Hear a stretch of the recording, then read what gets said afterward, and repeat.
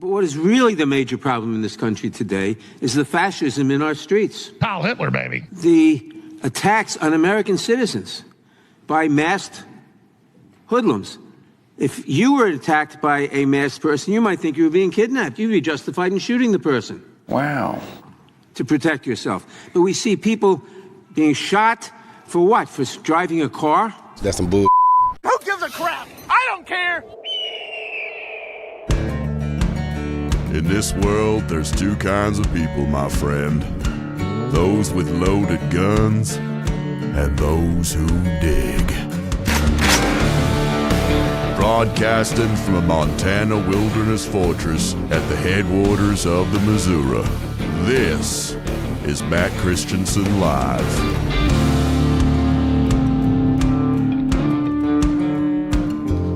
Hello and welcome to the show. This is Matt Christiansen Live, a proud duct tape production for Wednesday, February 4th, 2026. Thank you for tuning in with us tonight for his usual monthly appearance. Characteristically, just in the nick of time, is our friend Frank from Quite Frankly. The show is live weeknights at 7 Eastern, quitefrankly.tv. Welcome back. Hello. Hello.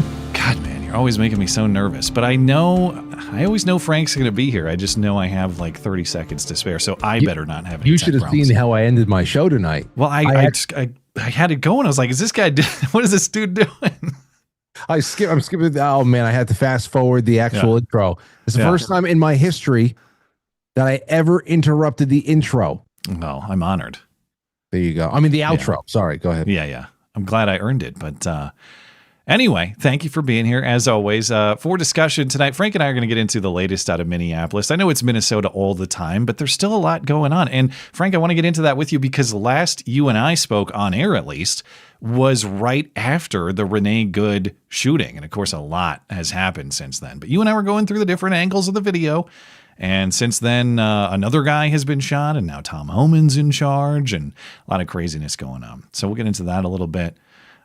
Later in the show, Mark Aaron and Batman are going to join. We'll talk about the, you hear about the LA Indian tribe that is trying to take up Billie Eilish's stolen land claim. I hope she gives it. I hope she will do the honorable thing and stick to her word. What else could come of Hollywood? I would be shocked if it didn't happen.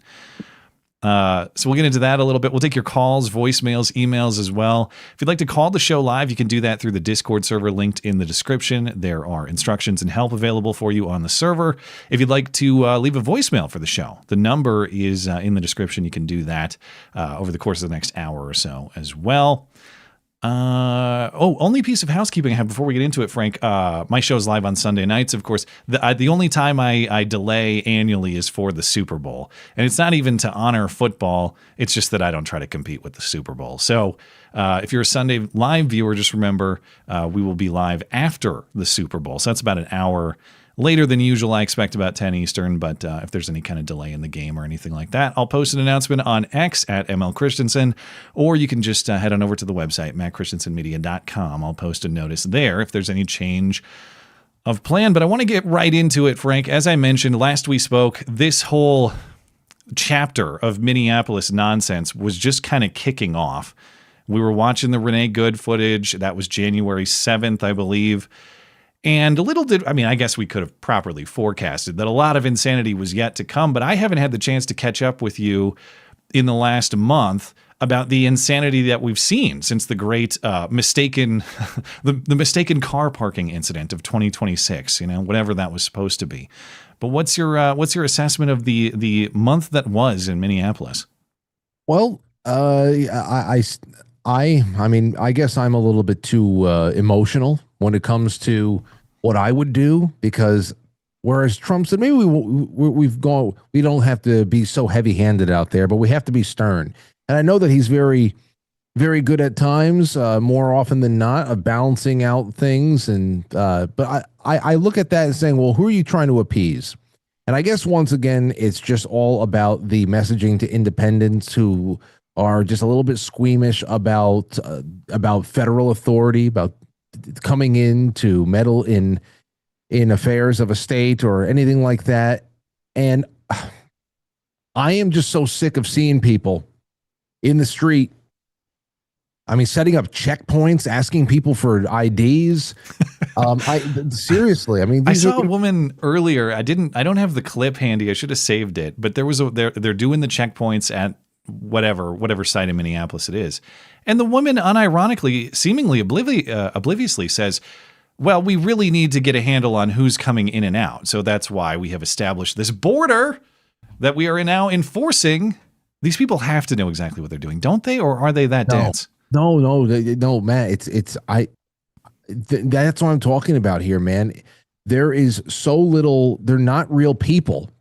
I don't want to be so, but when you think about a person, and that's the other ironic thing here too. Like when they talk about abortion, they always talk about sentience.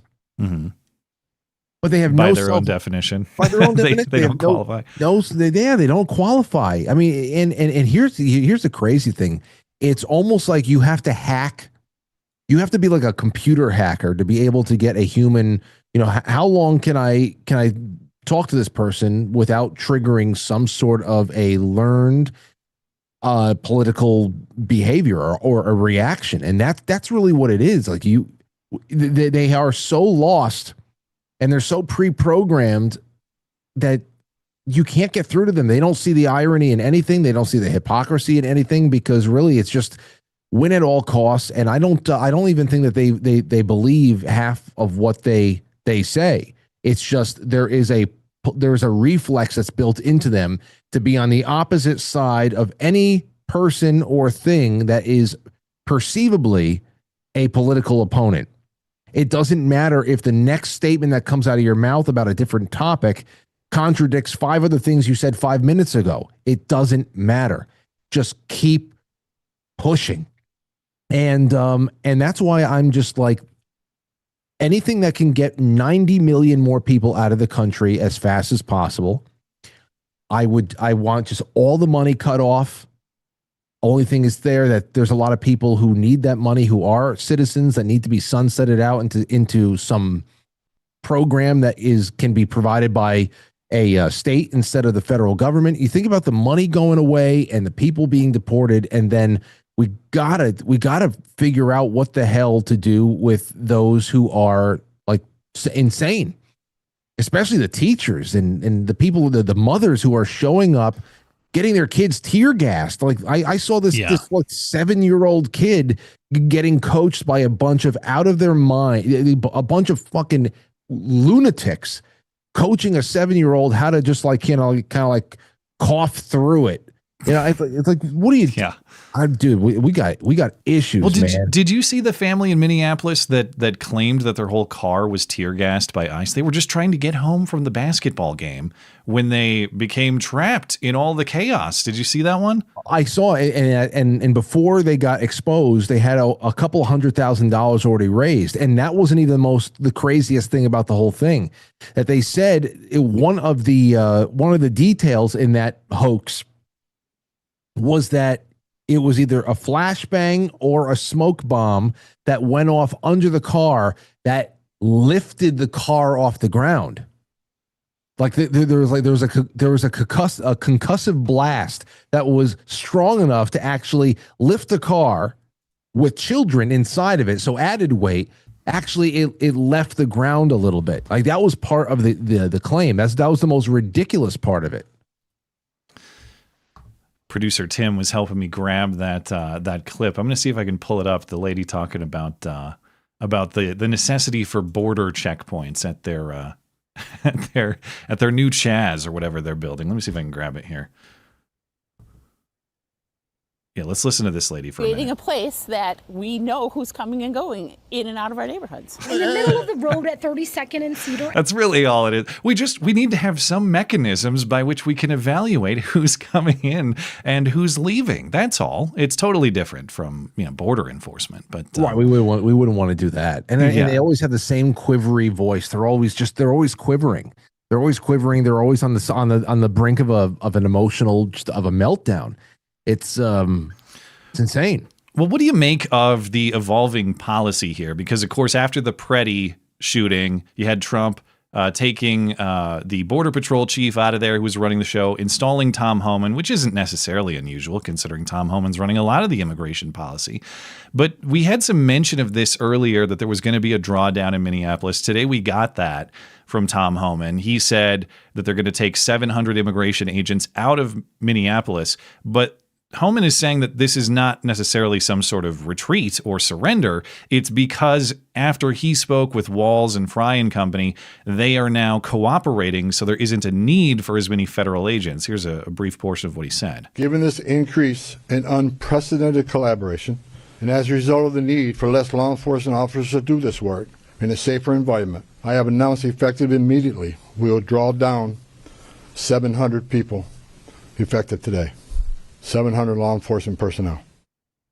So what do you make of that? Do you think that his discussions with Walls and Fry were fruitful in that way? Do you take that at face value, or do you take this as some sort of concession to the mob?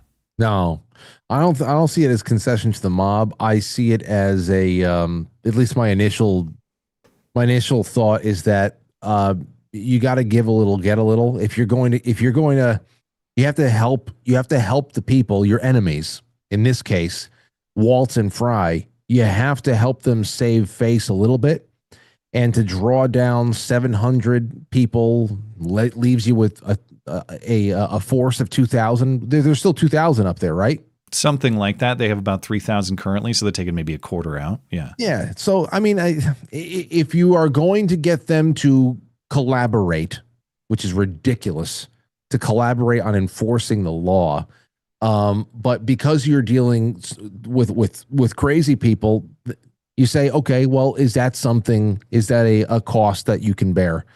That you get, you're actually able to get some legitimate collaboration and some help in removing these people from the United States, from local authorities. You give them some sort of a bone to throw to their rabid base to say, look, out of the nearly 3,000 that were here, now we're down 700. Before you know it, we'll get this all under control and blah, blah, blah. I don't know. I feel like it's an acceptable bone to throw, especially if you actually do have their help in continuing this at an accelerated pace. The real question for me is, I heard about the Leering Center that is essentially packing up. I heard that they got the U-Haul in and it's no longer there. No more Leering. Okay. I heard about. I saw Laura Ingram a post of that came by my dash on Twitter about how the U-Haul truck came by for the Leering Center and all the sign has been taken down. But the real question is this: how many of those people? We're talking about a massive amount of people who should be arrested. A massive amount of people who need to be arrested. That's an incredible. We're talking about tens of billions of dollars. So many Americans know about what's going on out there. Everybody knows what's going on. You're either conveniently turning a blind eye, you're rationalizing it away because you're a fucking moron, or you just see it for what it is. One way or another, there better be some arrests here. This can't just be like a late December 2025, early 2026 punchline that we all talk about, something that helped establish Nick Shirley on an international level, and that's all it was. I mean, this is an incredible amount of fraud here. Did you see the older story? I forget which station in Minnesota had it, but this is like 2018, 2019, and they're describing exactly how the scheme worked, and it was the former Hennepin County prosecutor, Mike Freeman, I think was his name. They describe how they had these bogus daycare centers, these Leering centers, and they would basically go door to door in their community, the Somali community, and they'd find people with young kids and recruit them to sign up and say, yes, my son participates in the Leering Center, and then they give them a kickback of the money that they earn. And for everybody that says, well, he went there at off hours, or it's a totally legit place, but this and that, again, if anybody can produce the parents whose Leering Center services have been interrupted. Well, my kid went to the Leering Center every week and now he can't, so I need to find a new daycare. Find me one of those people willing to talk about that inconvenience, and I'll believe that maybe there was some misrepresentation. But yeah, this is the next challenge for Pam Bondi and company, and I don't really know how to Well, I mean, I do know how to interpret her tenure so far, but it's the smallest things like arresting Woke Farmer and Don Lemon, where I'm used to nothing, so even the littlest bits get me very excited. Oh, yes, they finally arrested someone, even though it doesn't really matter in the scale of the crimes that are committed. So I don't know how happy am I supposed to be with these small potatoes arrests that have happened recently? What do you think? Oh yeah, well, especially with Don Lemon, I knew what was going on there. Obviously, he should have been arrested, and I think that it's just. But I knew that by arresting him, it was probably exactly what he wanted. You're talking about a guy who has been removed from the warmth of a complete studio production where he can actually hide his imbecility a little bit easier because you have a staff of writers and producers who are putting together a show for you, telling you what to say. Because now that he has been removed from the comfy, cozy quarters of CNN in New York City, and he's out making third-rate man-on-the-street content, where the average American that like the homeless people that he goes and interviews, they run circles around him intellectually. Like he is so exposed out there on his own, scrounging around for YouTube content. I mean, this is, and all of a sudden he's sitting on the couch of late night television talking about his arrest story for doing little bits of journalism. Of course, this is like exactly what he wanted, and but it's not because he should, and it's not that he should not have been arrested. It's just that, come on now. I just like, it's like even when you get an orgasm, it's a weak dribbling one. Like I want one of those orgasms that are just like, but we get the weak dribbling orgasm.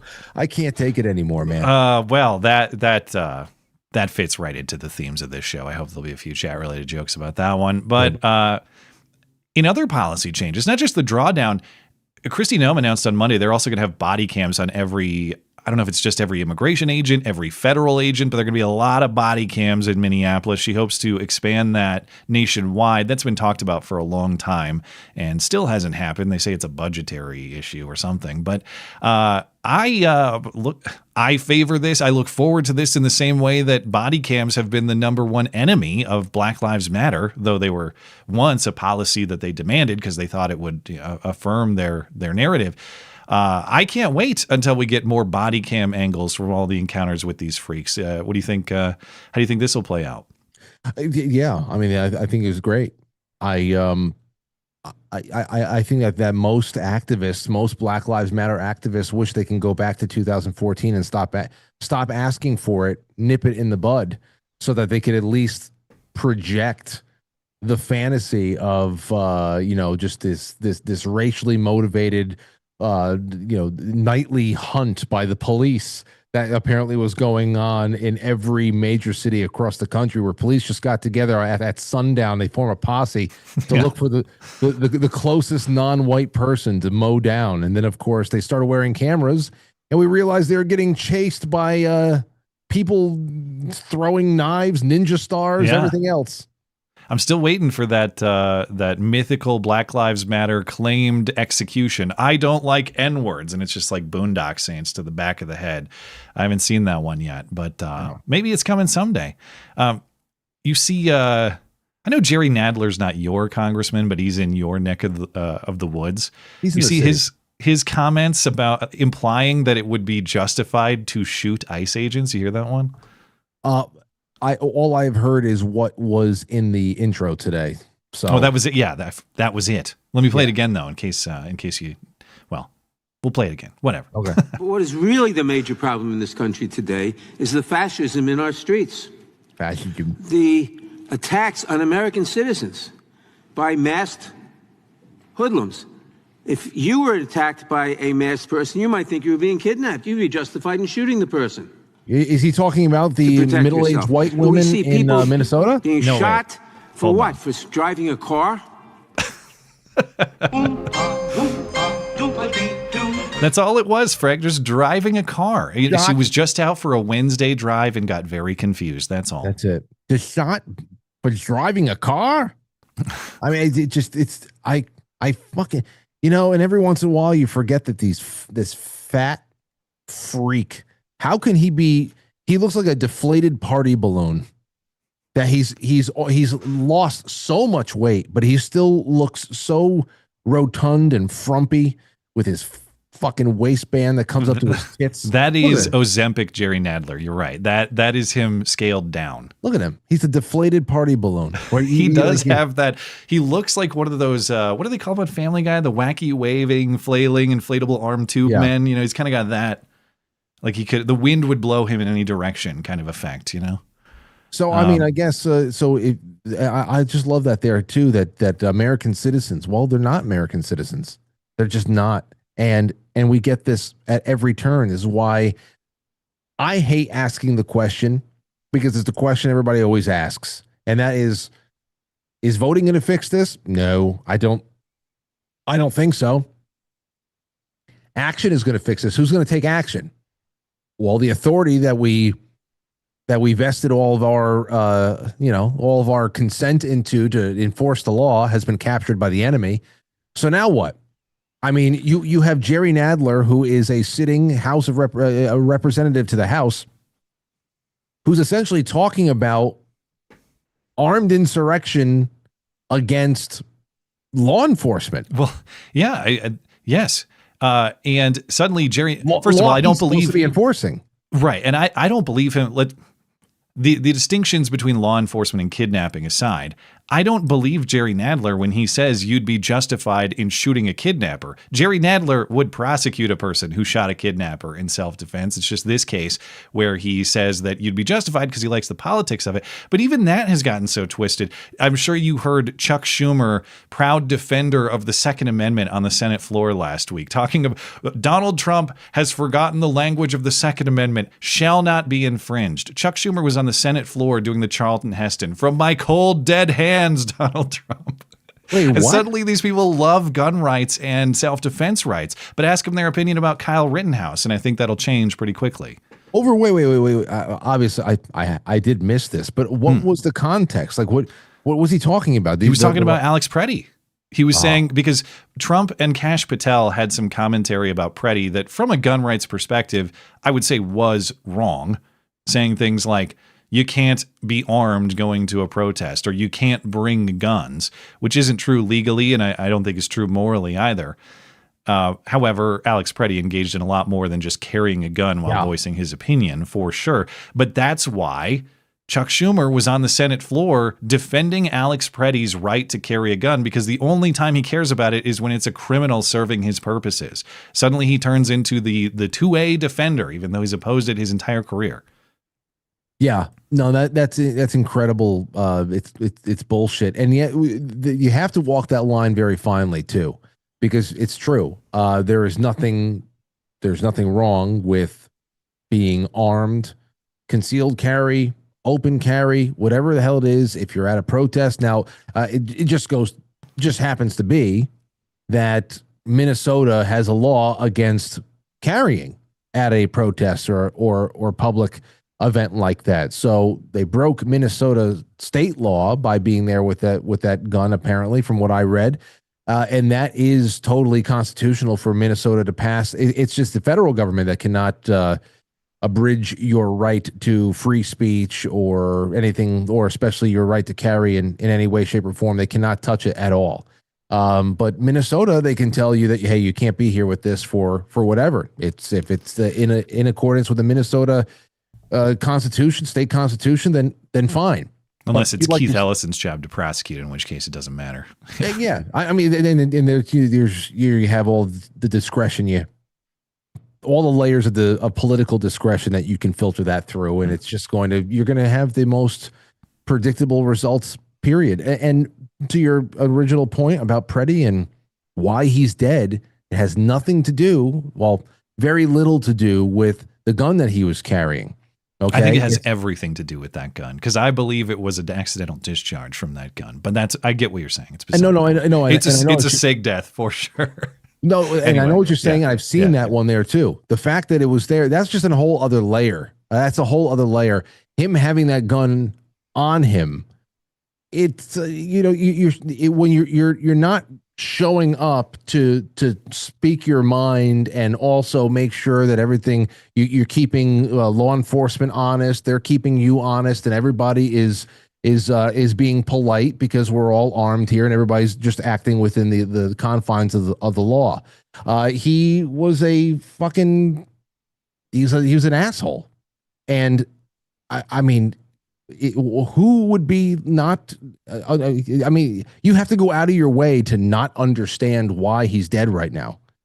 You have to go out of your way to not understand why the situation he created a tinderbox situation with not only being a combative asshole who was already out there getting physical with police, and of course the reason for him even being out there again 2 weeks later after kicking out the lights and all this other shit.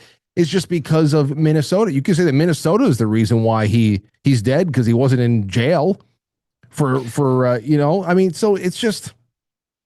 Had he been properly arrested by any authority, federal, state, or otherwise, he probably would have a chance of being alive. You're right. Yeah, absolutely.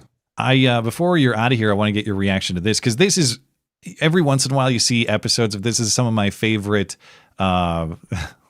Left-wing contradiction or just the way anything is on the table so long as it serves their purposes. I think this was in Minnesota this week. It looks snowy. It looks like Minneapolis, but I haven't been able to find the exact context of this clip. I'm sure you probably saw this within the last couple of days, Frank, but there's a troon goon squad. A bunch of there's like a couple transgender people. They're following around what look like ICE agents or federal authorities, and eventually this black ICE agent or this black Fed asks one of the transgender goon squad people if he's a man, because he quite apparently is. And that prompts someone in the mob to start racially heckling this guy because, of course, he's a house N-word. Yeah, families should be ripped apart. That's kind of our energy. Like we should rip people apart from their families. Are you a man? Wow, is that a question? Wow. Okay. How do you feel about ripping people from their families? Does that feel good? Fucking house here. Sir, I need to move. Fucking house here working for the fucking KKK. What the fuck's wrong with you people? Why are you calling a woman a man? I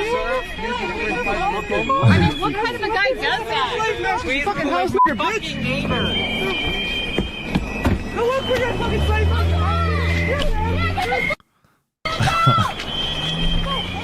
Jeez. The whistle. He works for the KKK. Got what he deserved. I mean, I don't know. I think that last thing there too, when he looked around, he said, "What the fuck is wrong with you people?"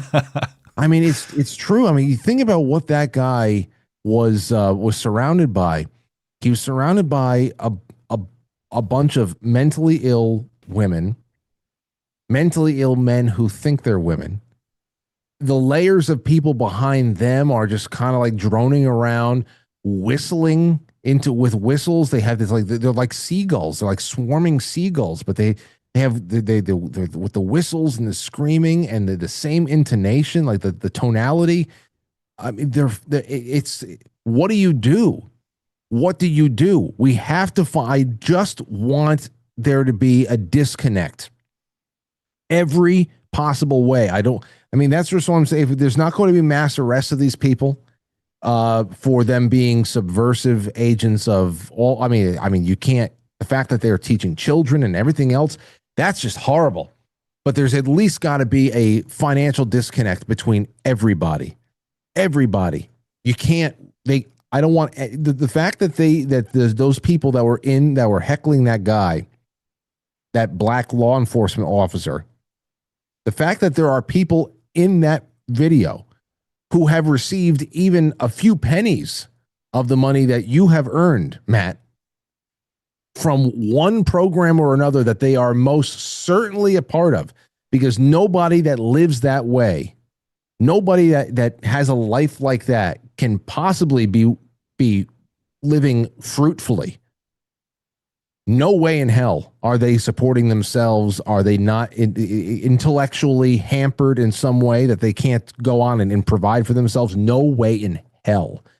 So that's all I want. I want to make sure that the quarter that I earned that made it to one of those masked freaks pockets, never gets there again. And just let them do what they want. Let them go and collect bottles and turn them in for nickels so that they have a little extra spending cash on the weekend. Maybe they can get themselves a movie ticket and I don't know. Just please, I can't take this anymore. Once productivity is forced on you in that way, life changes pretty quickly. So maybe that is the way to handle it. But that's my guest, Frank, from Quite Frankly. QuiteFrankly.tv is where you find the show. It's live weeknights at 7 Eastern. Frank, is there anything you want to say before you're out of here?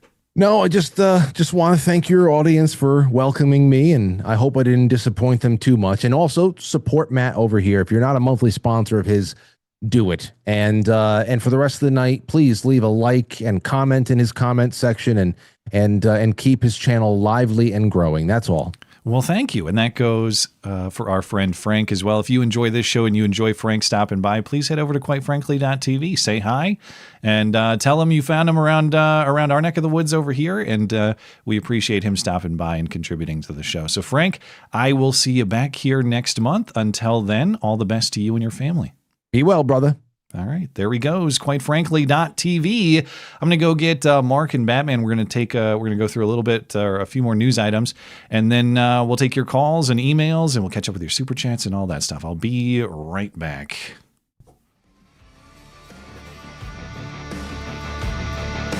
Stand back and stand by.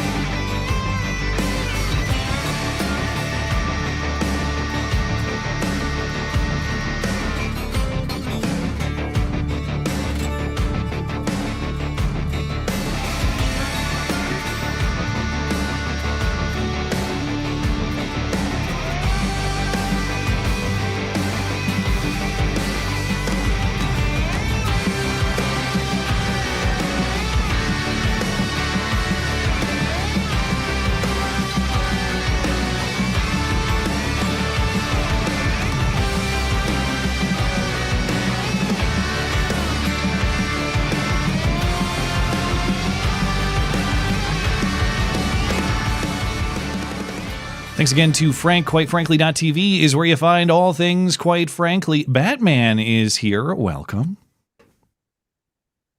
Your mic is muted, though, in true duct tape form. Yes, of course. How are we doing today? Hey, someone's got to make the mistake once a show. Duct tape all over the place. It's a disgrace. Also, Mark Aaron is here. He loves property tax, and he is Canadian, but we do allow it. Oh, hi, Mark. Comes with the territory. Can't be Canadian without loving taxes. I'm going to have to back this off a little. I got a giant Mark face. Hang on. Yeah, what's going on here? let me try this. On the top let me try this screen. first. Yeah, there we go. I know everyone loves your blue steel look, Human? but we might have to back that off. Yeah, right. There you go. Anyway, have you guys, this might be your first encounter with each other, right? You guys have not, I don't know if you guys have spoken to each other before, have you? That is we have correct. now. All right, sir. well, now you guys are best friends. Yep. By the way, Mark's revived YouTube channel is linked in the description. Give it a click if you'd like to check it out. Mark, is there anything you'd like to say about your YouTube channel? It's a channel. Wow. It's a work. It's a work. All time. What a selling point. Yeah, well, I'm trying to figure out how to host shows solo. Uploading a new episode right now, so it'll be up shortly after this. What's the episode about? I'm trying to take a different take on Epstein. Is it pro, just like your property tax position? It's expert. Yeah, expert Epstein. Why Jeffrey Epstein was secretly based, coming up shortly on the Mark Aaron channel. Yeah, actually, that's pretty much it. All right. Well, I'll have to check that out as soon as the stream is over. But I wanted to get into this Billie Eilish story. Now, normally celebrities saying stuff, stupid left-wing talking points and virtue signaling, it's not really interesting. They do it all the time. It's not out of character. It's what we'd expect. But this Billie Eilish case is hilarious because the Indians are actually following up to hold her to her own word. So, of course, Sunday night was the Grammy Awards in LA, the music industry awards, and Billie Eilish won Song of the Year for Wildflower. And during her acceptance speech, she said the line. Well, it's kind of two lines, actually. It was or no one is illegal on stolen land. And also she was brave enough to say, fuck ICE, although it's censored in this clip. No one is illegal on stolen land. Wow. Yeah, it's just really hard to know what to say and what to do right now. And I feel really hopeful in this room, and I feel like we just need to keep fighting and speaking up and protesting, and our voices really do matter, and the people matter, and I say sorry. Okay, that's Billie Eilish's $3 million LA area mansion. She might own a couple properties. I thought I'd read that, but that's at least one of them. And so how does one actually own property on stolen land? Is that possible? I guess Billie Eilish thinks she does. Or if she thinks that it's stolen, if she grants her own premise, well, why wouldn't she give it back? Does she admit to being a thief? It's like earlier this year, I was driving through Missoula, Montana, kind of out toward your neck of the woods, Batman, and there was a brewery I like, and I wanted to check it out. And when I looked up on their website where their location is, I saw a disclaimer about how their property is on stolen land, and I thought, well, fuck you, I'm not buying any of your beer. But beyond just the idea, steal the beer. But that's just it. It's like social justice beers. You guys are telling me that you are thieves, that you stole, and then you expect me to patronize your business when you're admitting to thievery? If you actually believe that, why don't you give it back? And of course, they're not going to give it back. And Billie Eilish isn't either. But the native tribe in the area has entered the chat, and they're going to try to hold her to it. So the Tongva tribe, which has some sort of historical claim to the LA basin, that entire greater LA area, they released a statement. They said, "We appreciate the opportunity to provide clarity regarding the recent comments made by Billie Eilish. As the first people of the greater LA basin, we do understand that her home is situated on our ancestral land. Eilish has not contacted our tribe directly regarding her property. We do value the instance when public figures provide visibility to the true history of this country." They asked her when she's talking about this issue in the future, they'd like to be referenced directly. "It is our hope that in future discussions, the tribe can explicitly be referenced to ensure the public understands that the greater LA basin remains Tongva territory."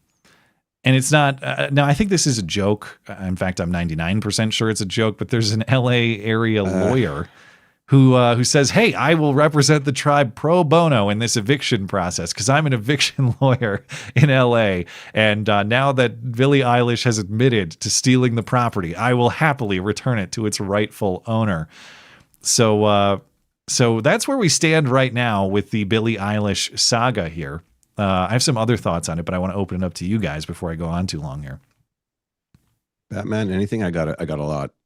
It's nice to see these people getting trolled in the way that they absolutely deserve. Yeah, I mean, I guarantee you that that's not a serious thing that's actually going to happen, because I mean, it wouldn't have any standing in our courts, to be sure. But yeah, I mean, when they say stupid shit, it's nice to see them get backlash for it. It's good. That does the heart good. Yeah, Mark. Yeah, well, I think Billie learned her lesson and how her bread is buttered, because if you remember last year, she was the one, I think she was nominated for like 5 or 6 Grammys and lost all of them. And so I think her agent or somebody in the background made sure she knew exactly what to say to get in the good books this year. But in regards to the court system, again, I'm up in commie land, but be careful with what you acknowledge, because there's a case that just happened this year in British Columbia where half of a town just got given back to the natives.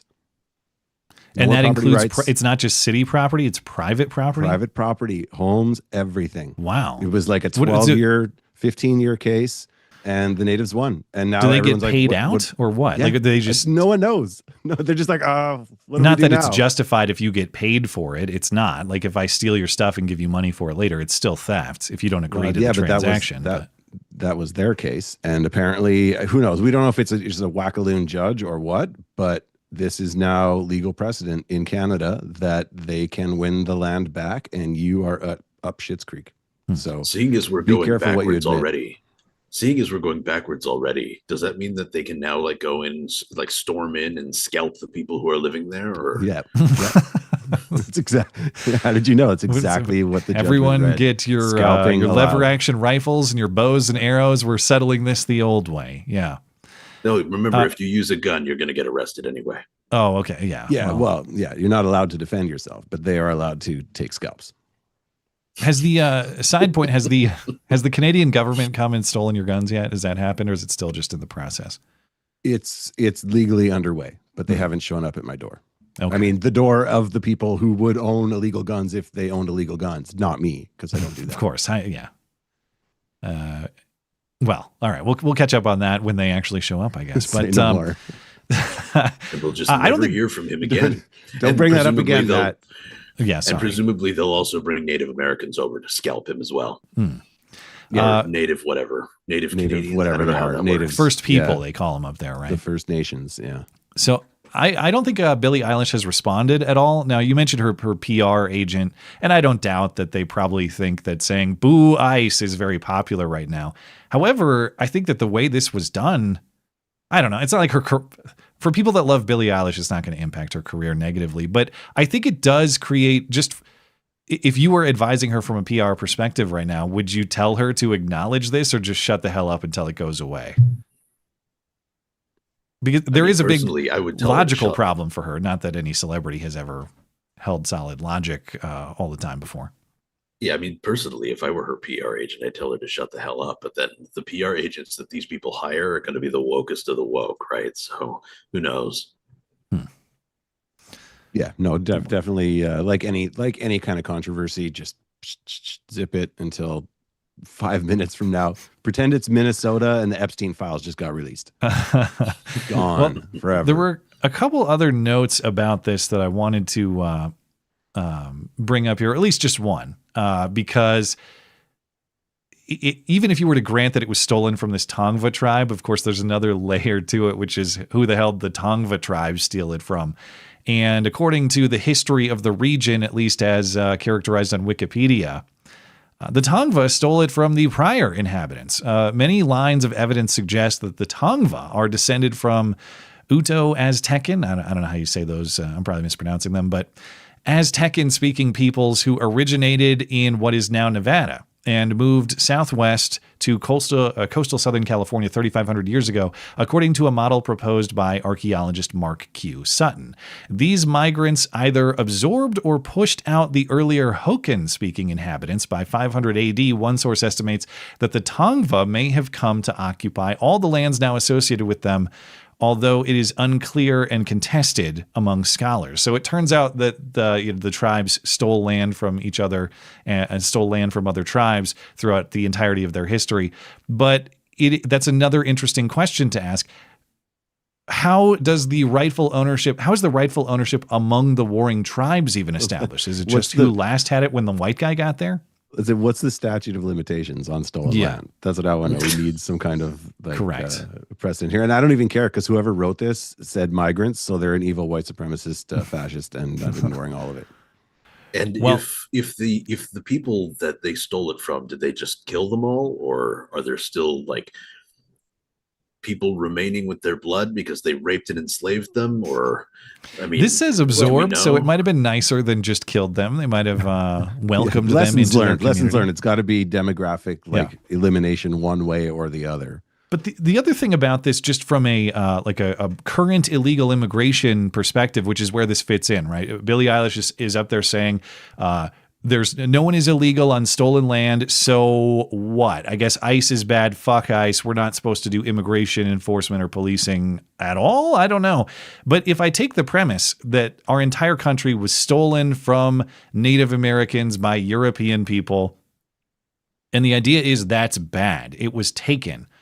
Doesn't that compel a more doesn't that compel immigration restriction? That is to say, why, if I grant the premise that the land was stolen, why would the solution be, or the current policy to be, let as many people in as want to come here so that they can also steal? Aren't they just doing a second level of stealing at that point? Isn't that bad? Matt, you're looking for logical consistency amongst the left. It's not. This reminds me of during COVID when I had, because I grew up basically on the reserve, which is where they put the natives here. And I remember all my native friends giving me shit, telling me to trust the federal government. Yeah, well, at least they've learned that piece of wisdom, I guess. Yeah. Yeah. Just don't even try to comprehend the logical consistency here because it's lacking. Well, I have y'all can scalp each other, I guess. It can be like the Purge, but with more disembodied hairlines. You got the casinos on the res. You could have some sort of like gladiator style fights with tomahawks. You could have some sort of entertainment that way. That'll get people to come. That'll fill the seats. You have old school tribal warfare like that. Check it out. 1700 style gladiatorial warfare. Well, I have a Nancy Mace update for you guys. And Matt Palumbo and I were talking about Nancy Mace, Congresswoman Nancy Mace of South Carolina. We were talking about her on Sunday because, of course, last week, you were here, Batman. We were talking about the bizarre alleged attack against Ilhan Omar at her town hall in Minneapolis, in which a guy sprayed her with apple cider vinegar. And this guy loves Trump and he's very racist and all that. And we were laughing about how this is obviously something that looks staged or inauthentic. But it was only technically an acid attack. Right. The safest form of acid attack. Right. Right.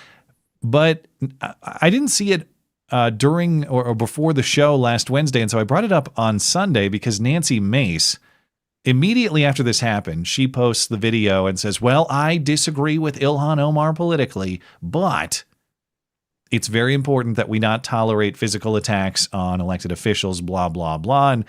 And we got into this discussion about how it's not Nancy Mace standing on principle, of course. It's that Nancy Mace is a fellow hoaxer and game recognizes game, and Nancy Mace has to protect the integrity of the hoax hate game because she engages in it herself. Or she has to pretend to be retarded enough to believe that shit. I guess. I mean, I don't think. I don't know. I'm interpreting Nancy Mace very cynically, but I think that's well earned at this point and right on cue because we're talking about Nancy Mace's attention-seeking behavior. A piece comes out in New York Magazine on Monday, and I want to be fair and clear. This is a hit piece in New York Magazine. Nancy Mace is not okay. Something's broken. The motherboard's fried. We're short-circuiting somewhere. So you have to decide, who do you believe less by default? Would it be the smear merchants at New York Magazine or Nancy Mace?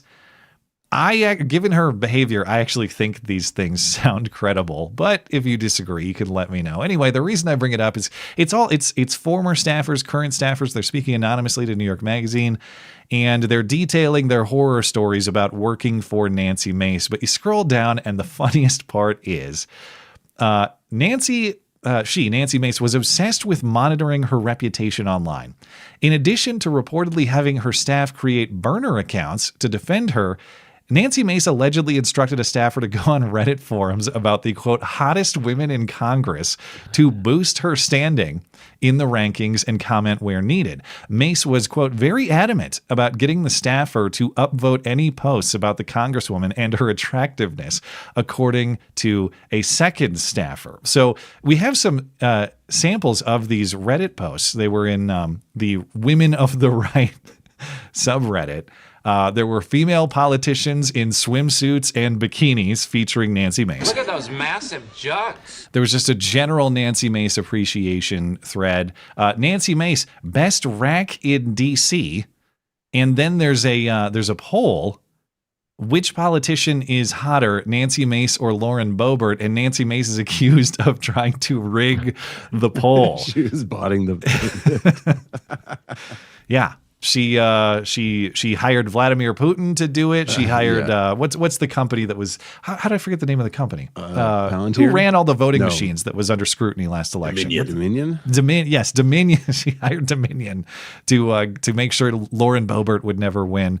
But mark my words, Nancy Mace will have an OnlyFans very soon. And but what do you think?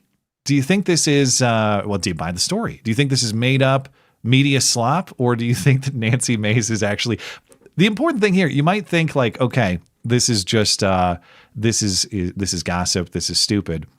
This woman is sitting in Congress. That matters. But if the allegation is true that she has her staff boosting her hotness rating on Reddit, those staffers are paid to do that.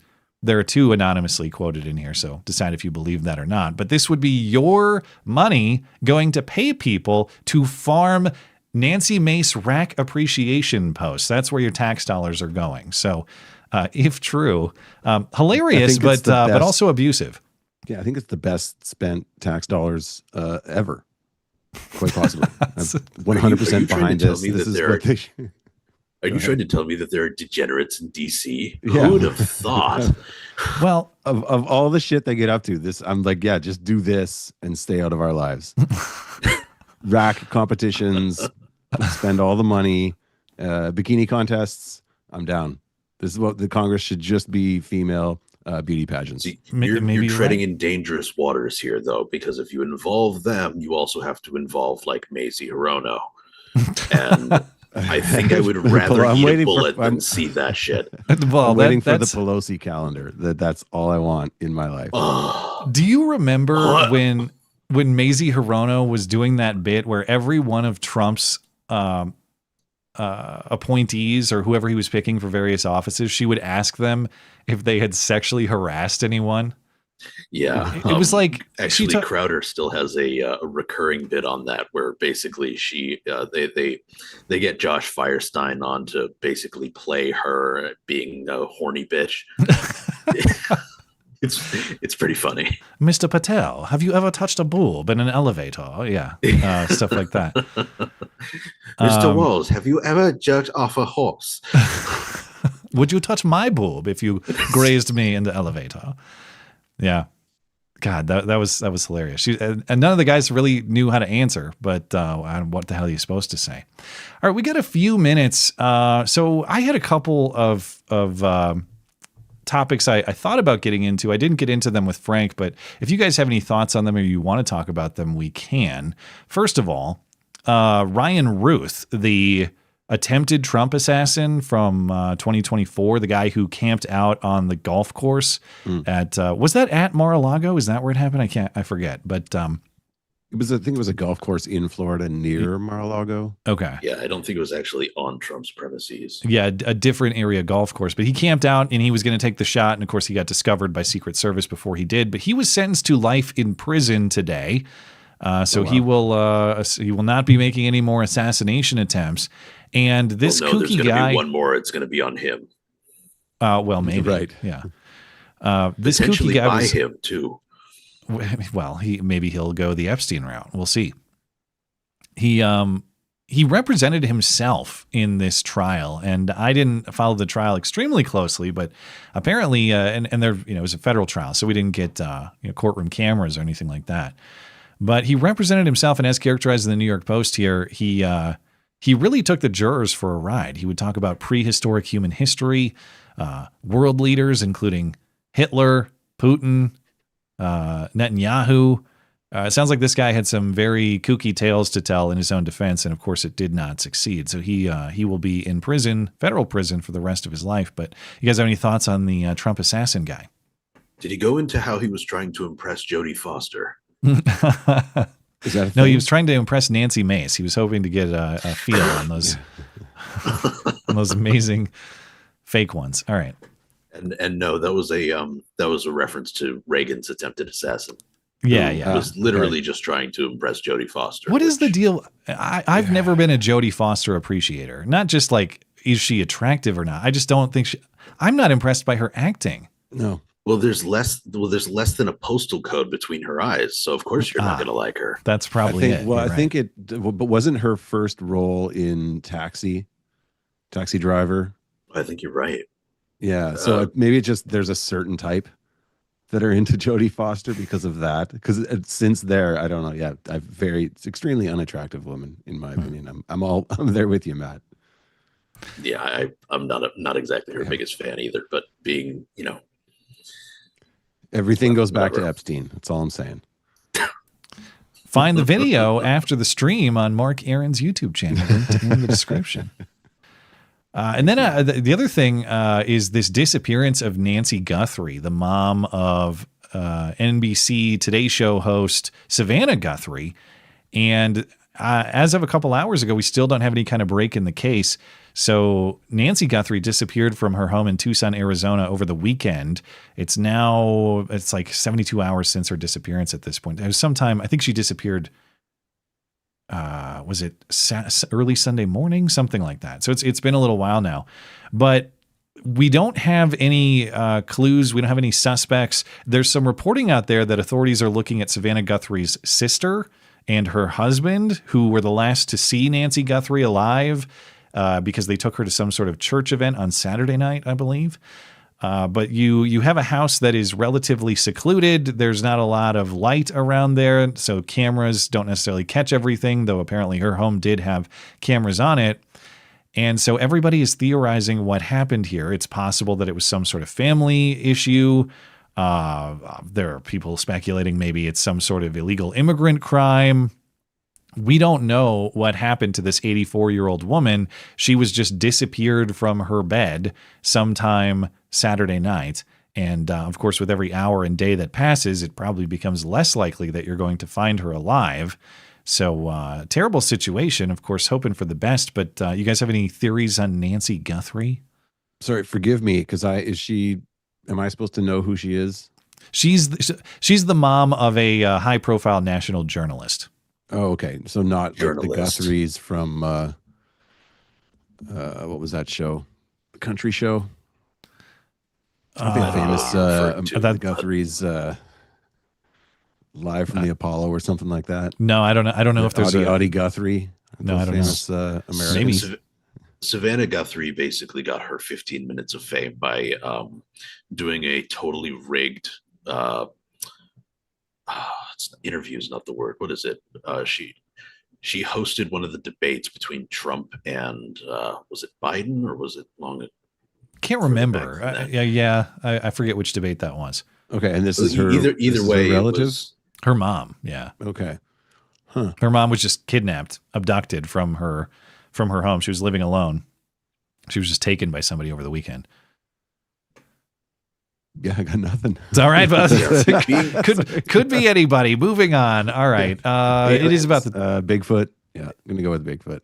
It is about the top of the hour. So Mark's in the Discord. Batman, you want to jump in there and we'll get into some calls. I forgot again. But before we do, I'm in there. Guess what? Matt will tell you that's the first for me. We'll get right into some calls, but I have a new cringe shilling mechanism. Have you considered joining the MC Club? Well, let me play you a brief video about it. Hey, if you enjoy the show, please consider supporting the show by becoming a member of the MC Club. For as little as $1 a month, you will enjoy a series of exclusive perks, including ad-free videos and podcasts, video calls, and a community Discord server with me and other listeners, loot box giveaways with channel merchandise, your name in the credit roll after videos and streams, and much more. But most importantly, you will help keep the Duct Tape production alive and independent from all those sinister forces of control. Join the MC Club at mattchristiansenmedia.com/support. Linked in the description.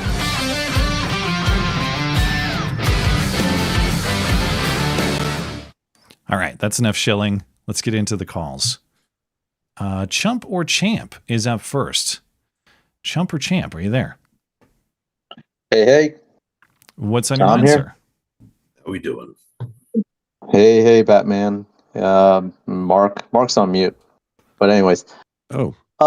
I guess what's on my mind is just thinking about like what's the sort of political strategy going into whatever it is, midterms, and winning back this country, winning the messaging.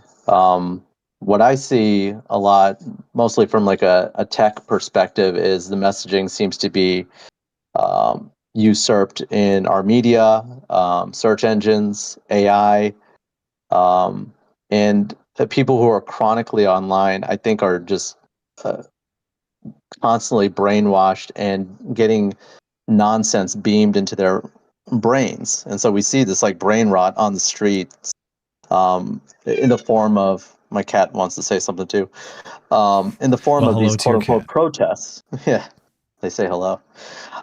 Yeah, in the form of these quote unquote protests, where they're effectively messaging contradictory messages. It's like, oh, no one's, we're sitting on stolen land, but then if nobody's illegal, then how can you really steal land if nobody's illegal? Then you can just go and squat anywhere. Or suddenly the left is pro 2A. Yeah, these are people who can't figure out what a woman is. Like you can't expect them to. But how are they winning political office? Like Virginia just flipped, and it blows my mind how this sort of nonsense, or like it seems like complete gibberish of a political message, is able to win. Well, they're winning. What is our strategy? Well, I think they're winning largely because they've owned our institutions for so long that they've convinced an entire generation not to understand the differences between men and women.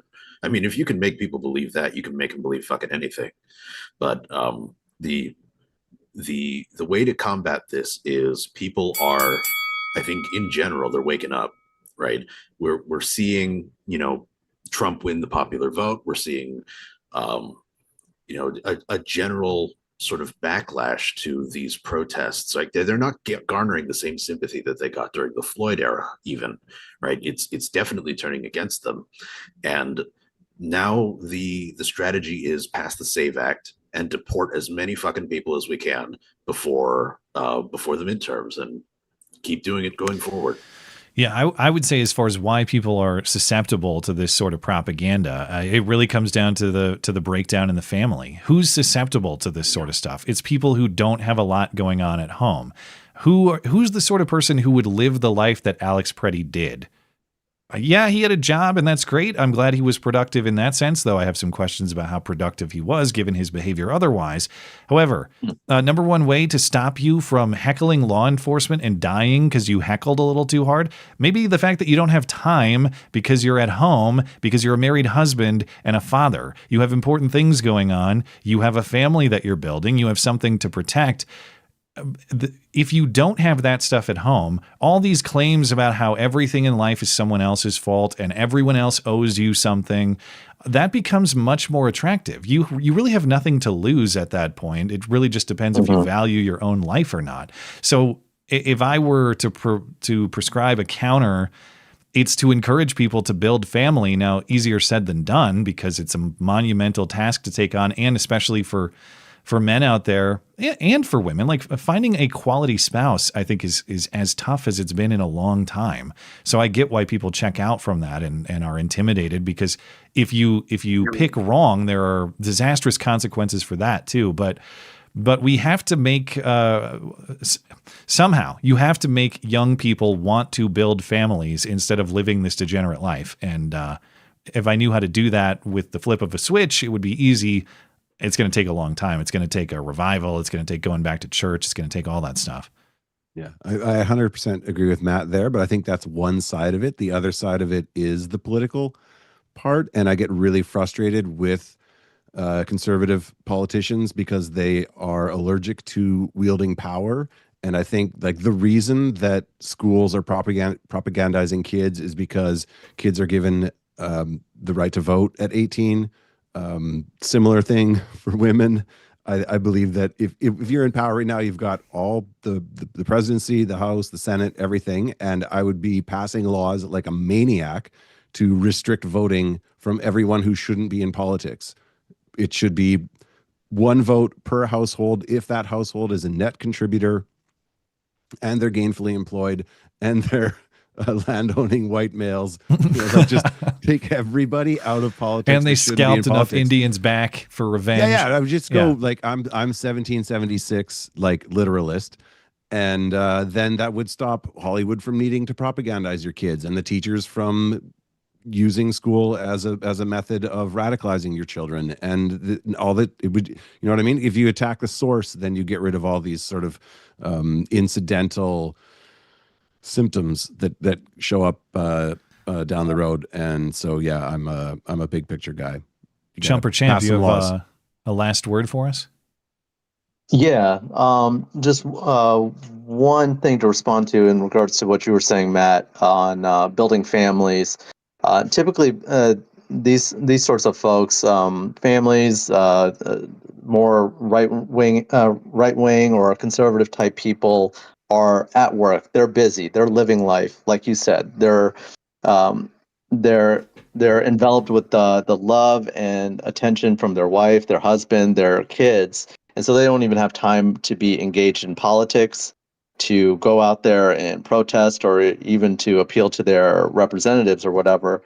And so I think that right there, a messaging and a door knocking sort of uphill battle exists. Mm-hmm. And I'm seeing that as like there being friction on that side. And so, like Mark is saying, in an ideal world, these sorts of laws will be passed and we make some progress in that sort of direction, but that requires getting people to come out and vote, being politically engaged, being theologically or even philosophically engaged, and not and it runs counter to living a more involved life with your family. Agreed. Yeah, it's both and. I think you're right, and that is a challenge that one side has a sort of a disincentive to be engaged in that way. As noble as that disincentive is, and as necessary as it is, you do have to find the time to make sure that your community is defended from the forces that would see it destroyed. And I certainly take your point on that. But thank you for calling in. Appreciate it.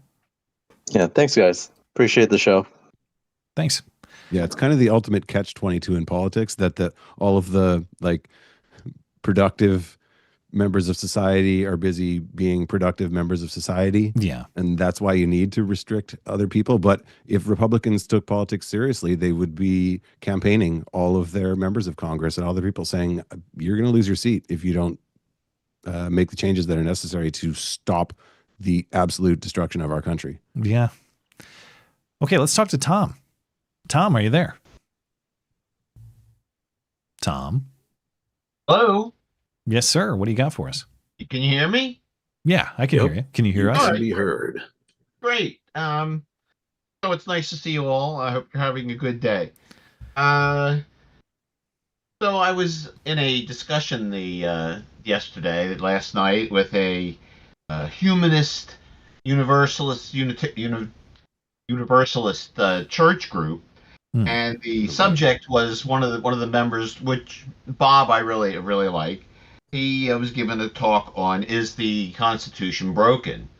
And he starts off his talk with, okay, I'm going to go through all the reasons that I think the Constitution might be broken. And then Tom's going to argue against this. And it was kind of funny because he goes through the presentation and he brought up a lot of articles and a lot of valid points. And of course, he gets to the end and wants to start getting feedback, and he comes to me and it's like, well, I agree. There's lots of things I'd like to change about the Constitution. It's sort of creaky and there's lots of things that are wrong, but how are we going to do it? And how's it? What's going to be the result of it? Is it broken like a shattered glass, or is it broken like change a light bulb? Well, can I ask what his biggest flaws and what your biggest flaws were? Well, they were pretty much the same. Term limits. We'd like to see term limits. People were commenting we need more political parties because the two-party system is kind of funky, and of course, and we know why there's only two of those.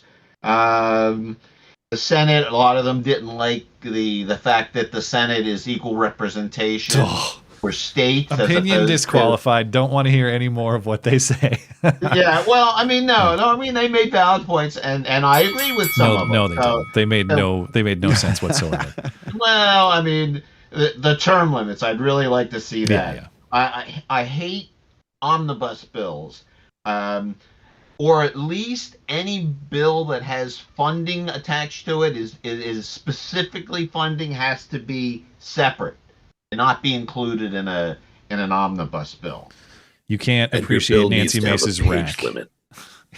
Yes. Hey, there's I like that. I like that. Page limit cannot be longer than 20 pages or something like that. Oh, you're still being generous. Well, okay, but that's just a starting point. Line item veto. I'm not sure if that's good or bad, but it's something I think could be explored.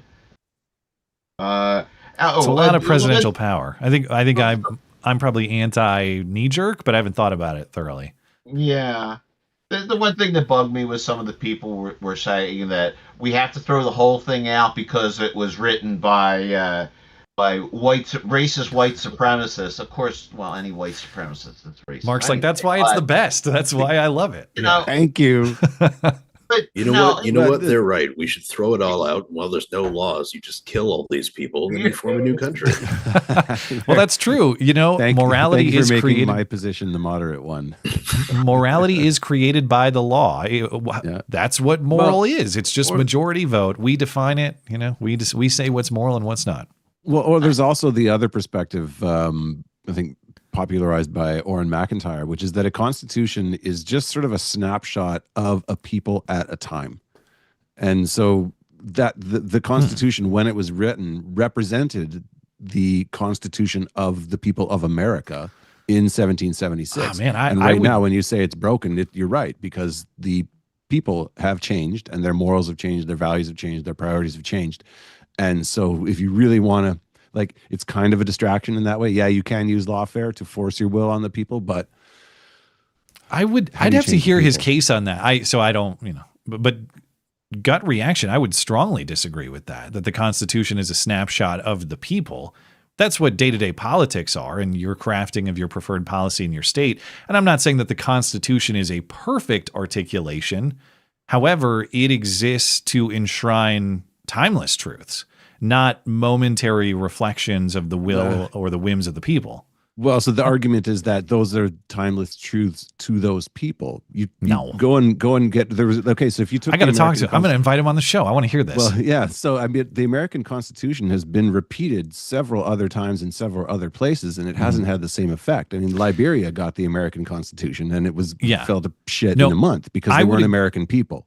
I would agree with that outcome. What I would say is that it doesn't make the principles of the document false. It means that there's a rotten core in the people, and we have that going on in our society. That's the argument too. Is that now the people are rotten, but it's the same thing. If you take go to I don't know, Saudi Arabia in 1600 and show them the American Constitution, and they're going to be like, "This is all bullshit. We don't agree with any of it." So yeah, and I would say that they're wrong. Liberia still can figure out what a fucking woman is, though. Well, they got that going for them. Tom, did you have a last thought from me? Yeah, I mean, John Adams was, I think it was John Adams, said that this is a constitution for a moral people. Yeah.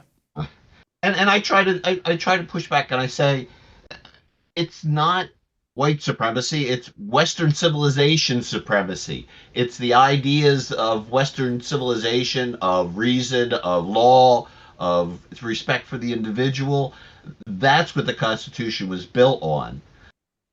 Well, it was built with the assumption that those would be respected to a more significant degree than it is perhaps today. Well, yeah. I mean that's the problem. We are falling away from being a moral people. We,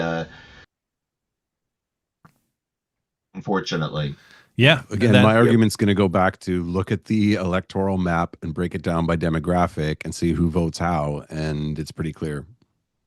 I think representation has to be figured out some different way of doing it, because it's gerrymandering and urban versus rural. It just and we're supposed to have one representative for every 70,000 people. That's what it said in the original Constitution. If that was true today, we'd have like 10,000 representatives in the House of Representatives. So I don't know. Is the country too big? Is the republic too big? How do I do that? I should have told you guys to do that ahead of time. The stream's back. Sorry about the interruption there, but just a momentary connection freeze. But Tom, thank you for the call. I appreciate your thoughts. Okay. Well, nice to talk to you all, guys. Hope to talk to you again. Take care. Have a great night. Yep. Take care, man. Wow, look who's hanging out for a call here. It's Skulldugger. He came from the calls to the stream. Now he's back on the call, but I have to unmute him because I actually mute some people. I have him muted from being on the show. But now you're back to the call room. What do you got for us? So the main thing I wanted to touch on, although there's a good discussion going on in the comment section right now, but the main thing I wanted to touch on. All right, I'll pause while we fix the mute situation. They don't know what the fuck they're doing. Everybody got it? That's even better than the other one. How do you mute someone in Discord? You can right-click their name. All right, I have you all unmuted. Go ahead. All right, here we go. Now we can get started. So the main thing I wanted to touch on is the concept of stolen land, especially in California. So there is no stolen land in California. California was purchased by the United States from Mexico in 1848, who won it they won their independence from Spain. Yeah, so it's got to be 21. Are the Spaniards the thieves? The Tongva were nowhere to be found in the previous 2 transactions. So there are no claims of stolen land as it pertains to California. And it was almost like they weren't wiped out by smallpox blankets or some shit. I don't know why everything that I talk about today has to go back to the murder of lots of people, but I don't know. Yeah, dude, what is this? It's the theme. No, but you're 100% right. I've been saying that. I mean, in Canada, even though they won this court case, I've been saying for years that it's the most expensive stolen property in history because we give we give literally like $5 billion a year to the native tribes. They get land rights at birth. They have special hunting rights. They don't pay taxes. They drink a shit ton of Windex.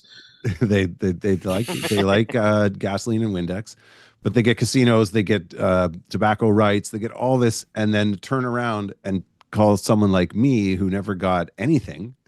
All I've ever gotten was the blessing of paying taxes, but I'm somehow the crook. So it's a complete hypocrisy. You mean the across privilege the board. of paying property taxes? Yes. Yeah. The joy.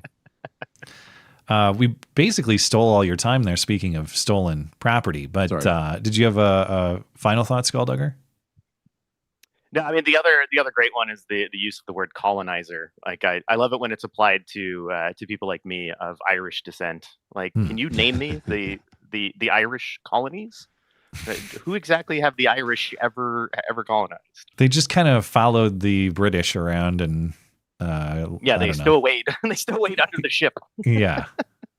Ask any one of these people. Sorry, go ahead. I'm right there with you. I mean, I'm of Irish and Taiwanese descent. My entire my entire bloodline's history is getting our fucking asses kicked in every conflict we've ever been in. This is why you have such bloodlust. It's it's genetic. Yeah, we figured it out now. It's generational trauma. Yeah. All right. Thank you, Skulldugger. Appreciate it. Thank you. Bye-bye. Yeah, no, ask any one of these people to define the difference between Great Britain, England, the United Kingdom. They have no concept of any of these things, let alone that Ireland isn't England and that there's some problems in their past. We're gonna get the differential between Ireland and North Ireland. Yeah, but don't even. I always forget now you're doing algebra on them. Yeah. We're going to take a couple super chats here. We'll get back into voicemails and then we'll take emails as well. But I don't want to leave our super chatters hanging. By the way, I noticed. So I tried to make the super chats hang on screen a little longer so that they're more readable, and the message is disappearing faster than the name of the chatter. So I'll fix that after the show tonight. Sorry about that. But if you're wondering what the heck's that about, why is the message disappearing quickly? It's because I did it wrong. Because there's always some puzzle for me to solve. But I'll figure it out after the show. Appreciate our super chatters. VV. Nice to see that they're suddenly pro 2A. Well, yeah, it's not just Schumer, but as you guys may have seen before you joined, Frank and I were going through that clip with Jerry Nadler, who is talking about how if masked people kidnapped you, you'd be justified in shooting them. You think Jerry Nadler would defend you if you defended yourself successfully from a kidnapper by firearm? Yeah. Screw pro shooting. 2A. Try using your bare hands and ask Daniel Penny how that went. Yeah, that too. Yeah. No, they've got Gadsden flags now. It's amazing. Jerry Nadler's going to have a Gadsden flag diaper by the end of this. God, that clip, I'm sure you guys have seen. Just like the Macy Hirono bikini contest. That was just a mental image I did not need. You know, I'm gonna post a poll on Reddit, Macy Hirono versus Nancy Mace, and I'm gonna rig it for Macy Hirono, and she's gonna be the bikini champion of Congress, and Nancy Mace will have to concede. And I'm gonna spoon out my eyeballs with a melon baller. VV says, let's be real, that was the best delivery from an agent. Are you a man? Yeah, I wonder if the audio is clean on that. I should probably save that one. It's probably a good one. But yeah, that guy, he's one of the few. Now, we've seen the shootings, obviously, so I'm not going to say I haven't seen agents react. Clearly we have, though I think the reactions in the deployment of violence that I've seen, if not being justified in the case of Renee Good, are understandable in how I believe the Alex Preddy shooting played out, which is that accidental discharge and people responding to it. But I have not seen a lot of banter with the agents like that, like mocking the protesters and the rioters in the way that guy did, and asking if that tranny is a man and setting them off in that way. And then he flipped them off when they drove away too. That's the first time I've seen these agents kind of engage in the back and forth like that. I assume they're trained not to do that. Do you think it's because he was black and he had the cloak of invincibility? Maybe. He can't be fired. Yeah, the federal union will protect him for sure. They still called him the N-word in like 5 seconds. Well, in one of the only other instances in which an ICE agent engaged with the protesters in, I hesitate to call it conversation, but you know what I mean. This was a Latino guy. Yeah, well, sort of. He's like, this is a Latino guy who was basically, he drives up to this line of protesters that's trying to block his car, rolls down his window and goes, "We're trying to get a child rapist, you idiot. Get out of the way." I didn't see that one. Damn. No, it was great.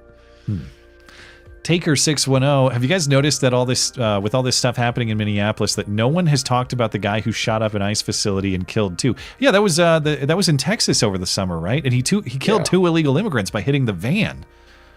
But wasn't there like in Portland a guy that firebombed a nice detention center? Maybe. I mean, they had the whole encampment outside the ICE facility in Portland. I can't remember if there was firebombing, but there's certainly graffiti, and they were deploying noise as weapons and all that. Yeah. Well, that reminds me. I don't know if you covered it. Did you hear about the like $30 million settlement for the death in Chaz Chop? I saw it, but I haven't talked about it on in video or on the stream at all. It's amazing. This is great. Well, if you actually want to see an end to this, it's going to be when cities start going bankrupt because people can sue. Will they, or is it just their insurance will give a payout?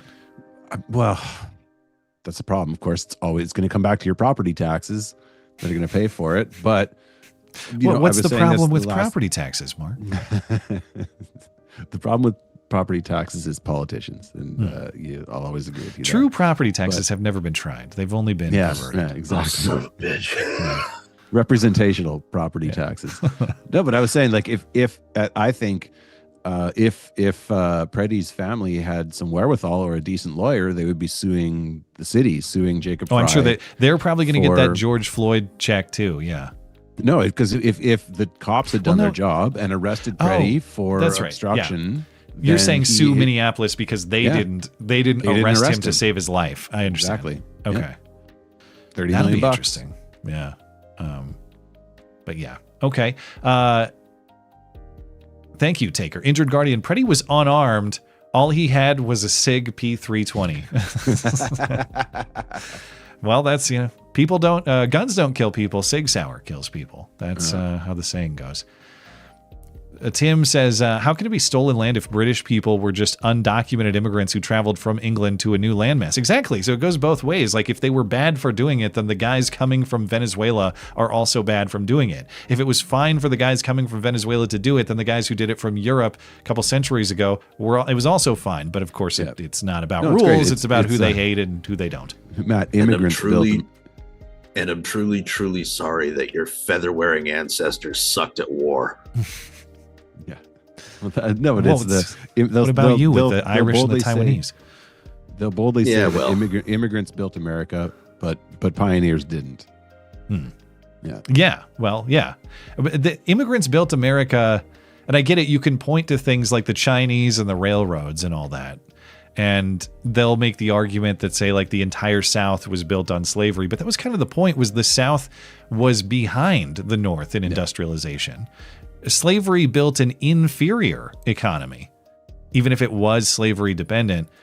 So you can point to these like isolated things about immigrants building this and that. But in terms of the country as a whole, it's ridiculous. Well, weren't there like 6 slaves involved in the building of the White House? They're like, well, slaves built the White House because they got paid to move some rocks from there to there, and that's what built the industry. But wasn't the entire wealth of the South wiped out from the Civil War?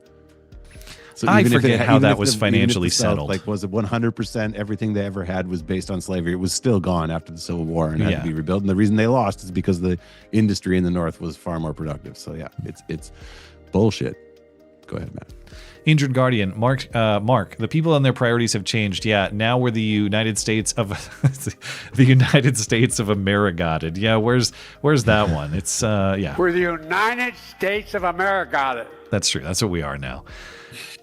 Repeal the 16th, 17th, and 19th Amendments. And that's also true in terms of the original intent of our Constitution. Yes, It has really been upset or inverted in a lot of ways. And I would include the 14th Amendment in that list too. Not that it's necessarily misguided. Isn't that the one that ended slavery?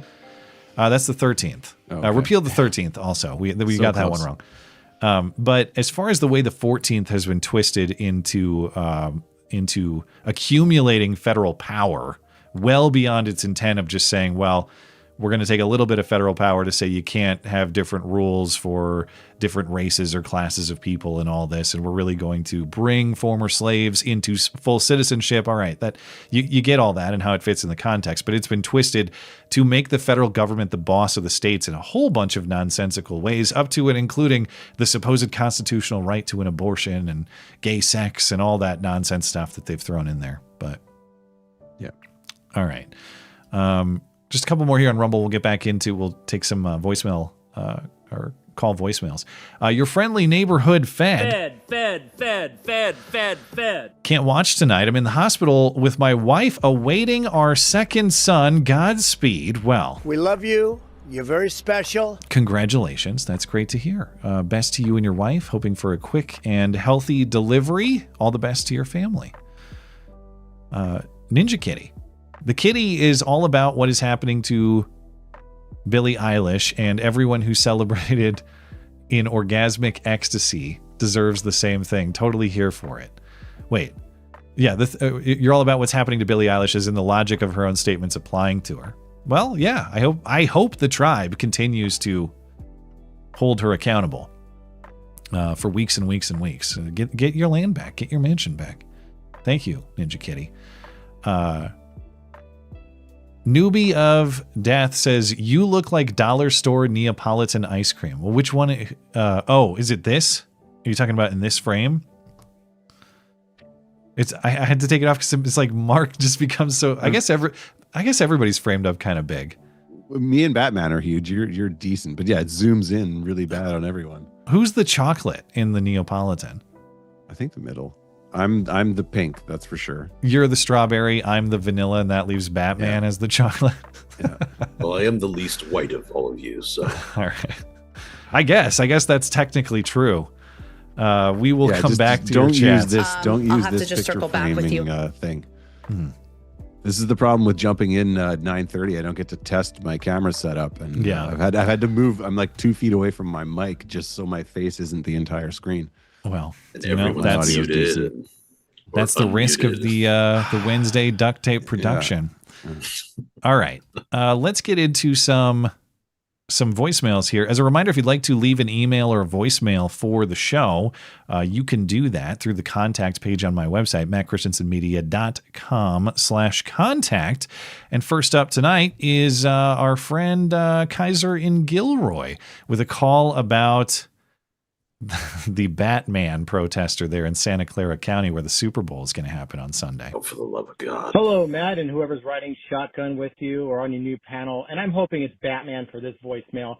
So there is a loser who decided, a Reddit a terminally online Reddit poster who decided to show up to a Santa Clara County meeting dressed as Batman and do his usual screaming, "You need to do more. The Super Bowl is going to be here and you're going to let ICE come here. Nothing's going to happen." And this guy should have been laughed out the building in 5 minutes. Stop letting these people speak. And also nice to hear Nasra Ahmed, the bananas and rice lady, get busted for playing the stupid game, which is sticking your nose where it doesn't belong and impeding federal agents and law enforcement officers. What, 2 dead bodies and a game basketball game getting postponed hasn't sent the message to stay out of it. So have fun in jail, Ahmed. And in the words of a notable law lady, go eat your bananas with some rice, bitch. It's not against the law, ho. Fuck you. Thank you for the LaDonna mashup. That is much appreciated. But yeah, did you guys see the Batman guy there in Santa Clara? I guess Santa Clara City Council is where this happened. Yes, I did see this. Give me something for the cringe and let me die. Well, I'm gonna play a little bit of it if people didn't see. So as I mentioned, the Super Bowl. This happened at the end of January, I think. So it happened a week or two ago. But the Super Bowl is coming up in San Francisco, but really it's in Santa Clara there. And so Batman, an anonymous man in a Batman costume, gets his time before the city council to make sure that they are not cooperating with ICE on Super Bowl Sunday. What the fuck are we doing here? It's not against the law. Seriously, Fuck you. have had this one. months to prepare for this upcoming event. I don't give a damn if this is outside of decorum. People are dying on our streets every single day in this country because we allow this federal government to walk all over you. Look me in the eye. Can any one of you go home to your children and tell them that you did everything you could to protect their classmates, to protect their grandparents, to protect them? I don't think you can. Goodbye, Christian Bale. We found the new most masculine Batman. Yeah, wow, what an imposing figure. Now, I don't know if this Batman had any influence, but the NFL yesterday said there won't be any ICE enforcement at the Super Bowl on Sunday. Boom. So that's according to that's both. what they want you to think. Maybe, but it's league sources and DHS sources saying we're not doing ICE enforcement at the Super Bowl, so don't even worry about it. But yeah, maybe maybe they're just going to show up and listen for the mariachi music in the parking lot and see what's going on. But this is actually an interesting point about the Batman thing here that Kaiser raises. An interesting question, I think. Should there be a certain level of decorum for addressing your local government? Now, on the one hand, I want your city officials, any government official, to be as accountable as possible and to have to listen to the concerns of the people. However, does that extend all the way through the right to wear a Jackassian costume and be anonymous? By the way, we have no idea who this guy is because he won't reveal his name because he says he's concerned the feds are going to come get him for his brave opposition to ICE because nobody's doing that right now. He's the one man brave enough to do it.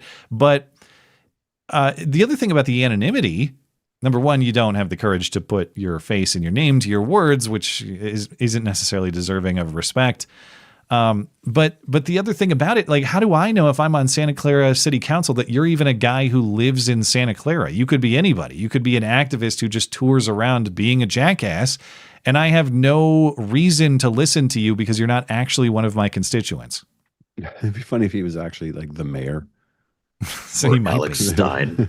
He's like, wait, aren't you on city council? What are you doing in the Batman mask? But what do you guys think? think? No, if as soon as you institute decorum, then yeah, we don't get Alex Stein and until we can go back and have a respectable government, I don't agree with showing them any respect. Troll the hell out of them and make a mockery of what they've made a mockery of, which is even if it means we get system. Possibly gay Batman going on like this.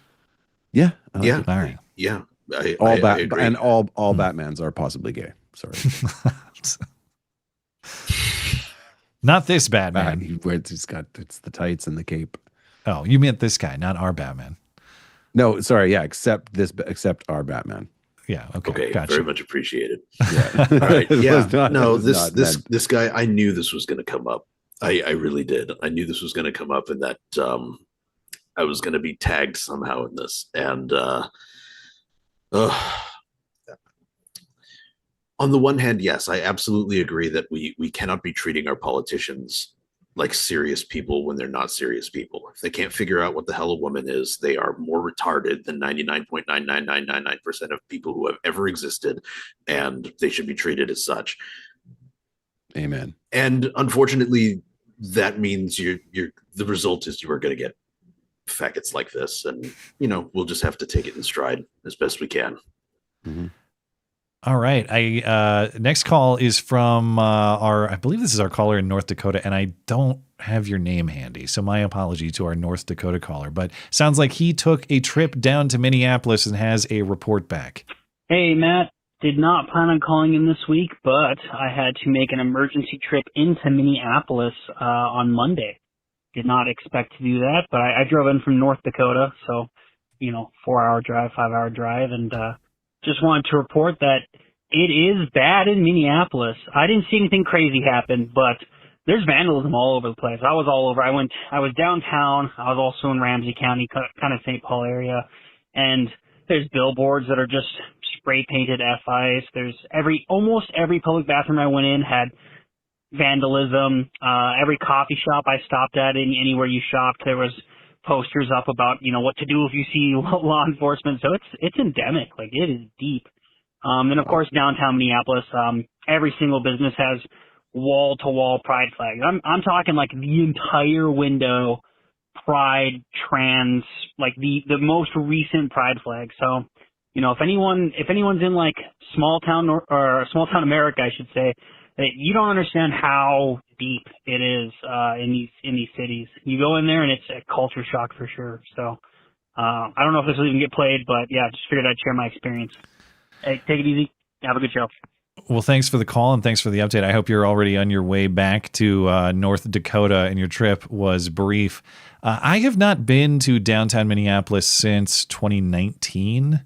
We did go to Minnesota in 2024 to visit some family and go to a wedding, and we stayed down by the Mall of America. And that seemed mostly fine at the time. There wasn't any kind of major problem down there. And I had thought about, because it was my first trip to Minnesota since George Floyd in 2020, and I thought, I got to go see the National Historic Site that is George Floyd Square. But I either would have had to leave my family to go do it or do the even more irresponsible thing, bring my family to George Floyd Square. So I did neither. And speaking of how being a responsible parent and a loyal husband will keep you out of stupid scenarios, that's an example of me staying out of a stupid scenario last time I was there. So I haven't seen downtown in quite some time. The last time was 2019 and it was clean and fine then. But I haven't seen it since things have become really crazy in the last 5 years or so, and it's a shame. Minneapolis is going the same way that many great cities have gone before it: Seattle, San Francisco, L.A. And I was thinking about this call earlier. Like, is there Chicago? Yeah, just but is there any Minneapolis? Sorry, Matt. Can you explain, because Minneapolis to me, I can't quite wrap my brain around it, because it's not like it's the coastal elites or some kind of tech hub. Like, is it? Because I'm from the Midwest, and the only thing I can kind of possibly presume is that it's maybe overcompensation. But like, why did this place, which should be sort of like Ohio, like it should or be Wisconsin, like it's got its Madison, but it's not totally kooky. Yeah. Why did they go nuts? Like, I can tell you why. I can tell you why. High concentration of pirate Americans. Okay, that's it. Just immigration. So yeah, okay. If I had to say what makes Minnesota slightly different, I mean, it's not really there. It is a place of Scandinavian culture, Nordic culture, people who are. What is the demographic sort of like? What's the original cultural makeup? of well, the previously it was a lot of Minnesotans. Scandinavians. There's a lot of Germans too, like there were, like Right. there are in Wisconsin and the upper Midwest there. So it's just a lot of people who I think maybe have kind of a Pollyanna view of the world, and they pride themselves on that Minnesota nice branding. Like and that you're means basically Canadians, right? It's like farmers, Yeah, exactly. and polite, and Yeah. which Yeah, I you guess should understand Canada's them well. woke, but you should be like, but the Canadian Midwest is one of the most conservative places in North America right now. So it's very odd. Yeah, they're not But I also like find that they're like, what are the generally politics 10 to of 15 years behind the trend, and they overdo it to compensate. So they will flip back, and they'll go really hard if they're going to follow the Canadian maybe what's example. what province remember- is to the north? Winnipeg is what? Manitoba. Manitoba. I should know Yeah, more you're about below Canadian Manitoba. geography. So Manitoba's politics, you would say, are not insane, or are they? No, Manitoba is actually pretty far left right now. Okay. Well, there you So go. it They're would just make sense. Manitoba South. Yeah. Okay. Manitoba has a socialist premier and a bunch of natives, and if you go west of there, then you have Saskatchewan and Alberta, and they're hard. Saskatchewan was the home of socialism, and now they're super conservative, and it flips. They're odd people.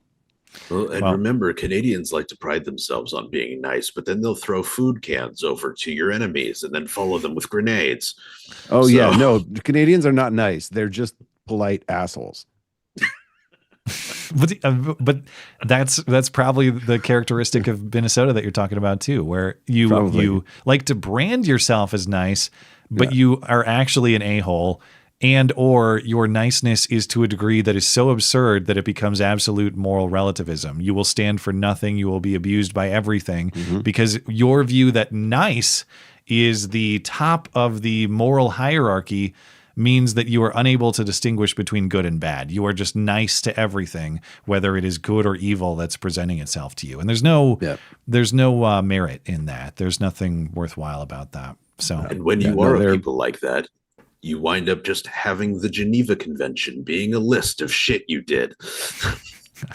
yeah, maybe. Well, all right, let's get into most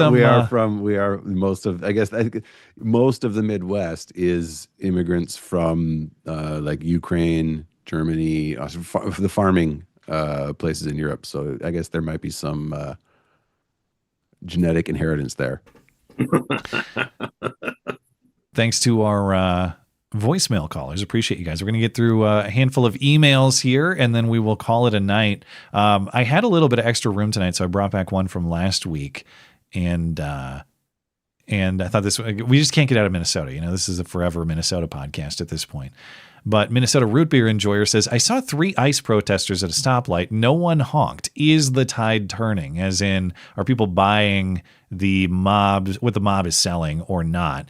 And I don't really think that the left has moved the needle on immigration meaningfully. They maybe have persuaded some people that ICE is mean. We don't like ICE. There's some polling that shows that in the New York Times recently, but it doesn't mean that people's opinions have changed about immigration and the need for immigration policing broadly. The way this polling looks like it's playing out, it's like when you ask people, do you favor cuts in government spending? Oh, absolutely. The government's out of control. We have to cut back. Okay, would you favor like cutting what? Like Social Security, Just Medicare? don't ask for details. Yeah. No. Don't cut those things. Cut other stuff. Okay, like what would you cut? I don't know. Stuff. Yeah, okay. So the way that immigration is playing out in the polling right now looks very similar, because even through all the anti-ICE propaganda and these episodes that are supposedly ICE brutality, you still have a bare majority of Americans responding to the New York Times, which I don't think is motivated to portray some sort of, however you want to phrase that. But a bare majority still saying, after all of this, yeah, we approve of what Trump is doing with deportations and border enforcement. It's 47% say they oppose. But in the Trump context, where he's perpetually underwater in favorability ratings and support, Trump is never more popular than not in really any poll, except for on this border stuff. He still remains more popular than not, according to their polling. It's only when you ask about ICE, well, okay, you might think we need some border policing, but you don't like ICE, do you? Well, that's when it shifts. And 63% of people say they disapprove of the way that ICE is handling its job. Only 36% support, and it's actually 70% of independents who say they oppose ICE. So if the left has made any dents on the immigration issue, it's just that they've maybe persuaded people to oppose ICE as an institution, but they haven't changed their minds on immigration in general. Right. That's an interesting misstep on the left, that they have made ICE the villain, not Trump or immigration. Yeah. That is to say, if the FBI just change the branding right now. Yeah, exactly. That's a very solvable problem. Yeah. So the bottom line is people voted for immigration enforcement. People are generally glad that they're getting it. And the other variable I would want considered in analyzing this poll, you always wonder how willing people are to tell a pollster that they support Trump, because, of course, there are social consequences for doing that in many contexts. Right now, publicly saying that you support ICE, contrary to what Batman, not you Batman, but the Batman in Santa Clara wants you to believe. Oh, I'm in such danger. I'm at such great risk for saying I oppose ICE. No, if you publicly come out right now and say, good job, ICE, I love ICE, more ICE, you might face some social consequences from people in your life, but if you do it in the wrong place, there's a good chance the mob is going to come for you and punish you. So I don't think there's even people who are kind of quiet about it, there's no appetite for them to respond to a New York Times pollster and say, oh yeah, I love ICE. They're great. Yeah. More ICE, even if they think it. Have you seen Andrew Schultz? I'm aware of him, but does he have a bid on this or something? Oh, well, yeah. No, Trump's a fascist now, according to him, apparently. Oh, I didn't see that. Him and Rogan, all the comedians have the High Council of Comedy has flipped, you say? Yeah. Huh. At least on ICE, because it's just wrong what they're doing. It's terrible. If these people astound me, and they almost piss me off more than the left does, because they are the left. What did these people think that enforcement was going to look like? Yeah. Right. Was it always going to be pretty when these people never want to leave? Well, listen, I'll still argue against that, because I think that there are a lot of, there would have to be more sort of structural, systemic approaches, but I think there are a lot of ways to get people to self-deport that would be easier to sell to the general public than the way that ICE is doing it, like literally grabbing people off the street, which they are doing. I'm a big proponent of deportations are happening at a much greater much greater level than the people that are actually being grabbed, and part of it 100%. Is fear that these guys in masks are going to come for you, and that's what they should feel. That's how you should feel when you invade someplace. Yeah, there was. I'm not disagreeing. I'm just saying, on the selling it to the normies approach, there's a lot of things you could do, like restrict voting rights, remove all benefits. Yes. You can't send your kids to school. Like, you get access to nothing, and you can't vote, and you're nobody. And you want to get rights of a citizen, go serve in the military for 10 years. Cut them off completely, and you'll get probably the same amount of self-deportations without the left being able to manipulate it and frame you as Nazis. They'll find a way, though. That's why, to me, it's both and. It's like you could have the actual trains heading south, okay? You could build an actual Auschwitz on the border. They'll still do the reaction to that is going to be the same either way. Yeah, the reaction to that is going to be the exact same as if you did it in the most humane possible way, and everybody got a cupcake on their way out, and everybody got $100, and everybody got a gift card to Walmart or something like that.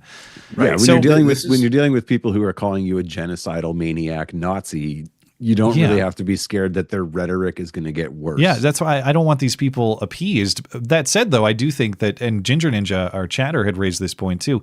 I certainly agree that there's a lot of, it's not just like appeasing them to say that self-deportation is actually very practical. And by the way, safer for those agents too. Every single arrest, every single raid necessarily has physical risk, and you'd like to reduce that as much as possible. But there was a story in the Star Tribune, the Minnesota paper, last week or very recently, and it was a profile on a family, and it was framed as tired of living in fear. This family has chosen to leave. They've chosen. It's like, Yeah, awesome. That Bye-bye. we're supposed to Don't let the sob door for hit your them? ass on the way out. Did you play the clip? There was someone, I think she was talking about Haiti, and she was like, if you send them home, it's basically a death sentence. No. It's like, why is go home?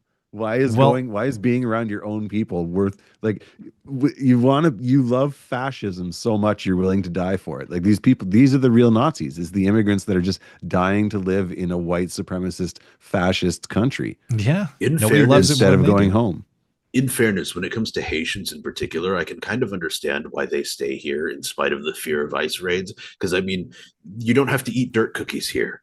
Mm-hmm. Well, you got to be careful, though, because you're going to hit an Indian trucker. If you, that's why I'm a colonialist. No. They just need good governance. And property taxes. That's a part of good governance, man. They got to build property first, though. So we got one thing at a time. Next up is Nomad. Hey, Matt, I hope you and your family are doing okay during these storms. I just scored a nicely sporterized. I've never even heard that word before. Sporterized.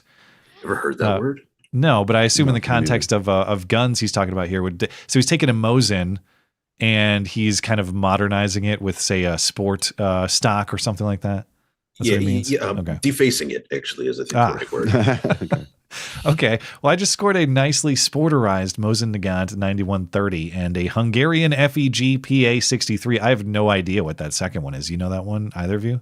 No, I don't. I'm guessing it's Hungarian. That's interesting. Yeah. I could look it up here in a second. But have you ever considered picking up any surplus firearms, either American, such as the M1 Garands from the civilian marksmanship program, or imported? Well, first of all, let me see your Hungarian. Oh, it's a little handgun. Looks like it's a fake clone of Walther PPK. Yeah, maybe. No, I'm not really a collector. And the only authentic weapons I have are that 1940s M1 Garand and a 1930s K98K. And so those were my brothers, and I've hung on to them. I still have them, but I've never bought any kind of era authentic collector guns myself. It's not something I really got into. I bought a bunch of guns in 18, 19, 20, and then we had kids starting in 2021, and I've been kind of out of the gun market ever since because I have to prioritize some other things. But maybe in the future, maybe I could get into that. I don't know. It seems fun. There's cool history. It's not just the firearms appreciation. It's the historical appreciation and all that stuff too. And by the way, thank you for the winter well-wishing, but I'm not a part of that here. This is the most mild, warmest, lamest winter that I can remember in my time in Montana. And I want more snow because I want to get the kids out in the snow and do fun winter activities. And we've had none of that. And I assume probably where you are in North Idaho, Batman, it's probably similarly lame as far as winter is concerned. It's definitely unseasonably warm here, but we have gotten a bunch of snow, actually. Either of you guys have any thoughts on weapons collections or anything like that? Yeah, no, they're really expensive here. So above my pay grade. The Mounties will come steal them even if you buy them. Yeah, exactly. So, it's a total waste of money. Not safe. Well, my only really historical piece is an M44. It's the old Russian carbine version of the 9130. And it's definitely a historical piece. You can see where there is wear on the bayonet. So this thing has probably killed a German or two.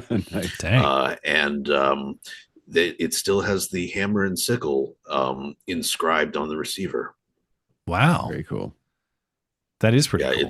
It's a cool piece. It's got the original sling that would have been issued with it attached by dog collars, as they would have done in World War II.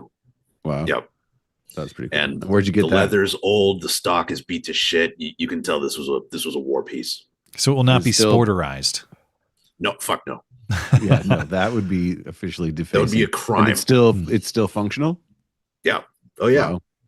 Amazing. Well, those things were built to withstand being run over by tanks. So, I mean, it's going to take a while to chip away at it. Yeah. It's got another century. I just remembered, Matt, that I was asked on X to randomly breathe heavily into the microphone, and I did not get the reference. Is that?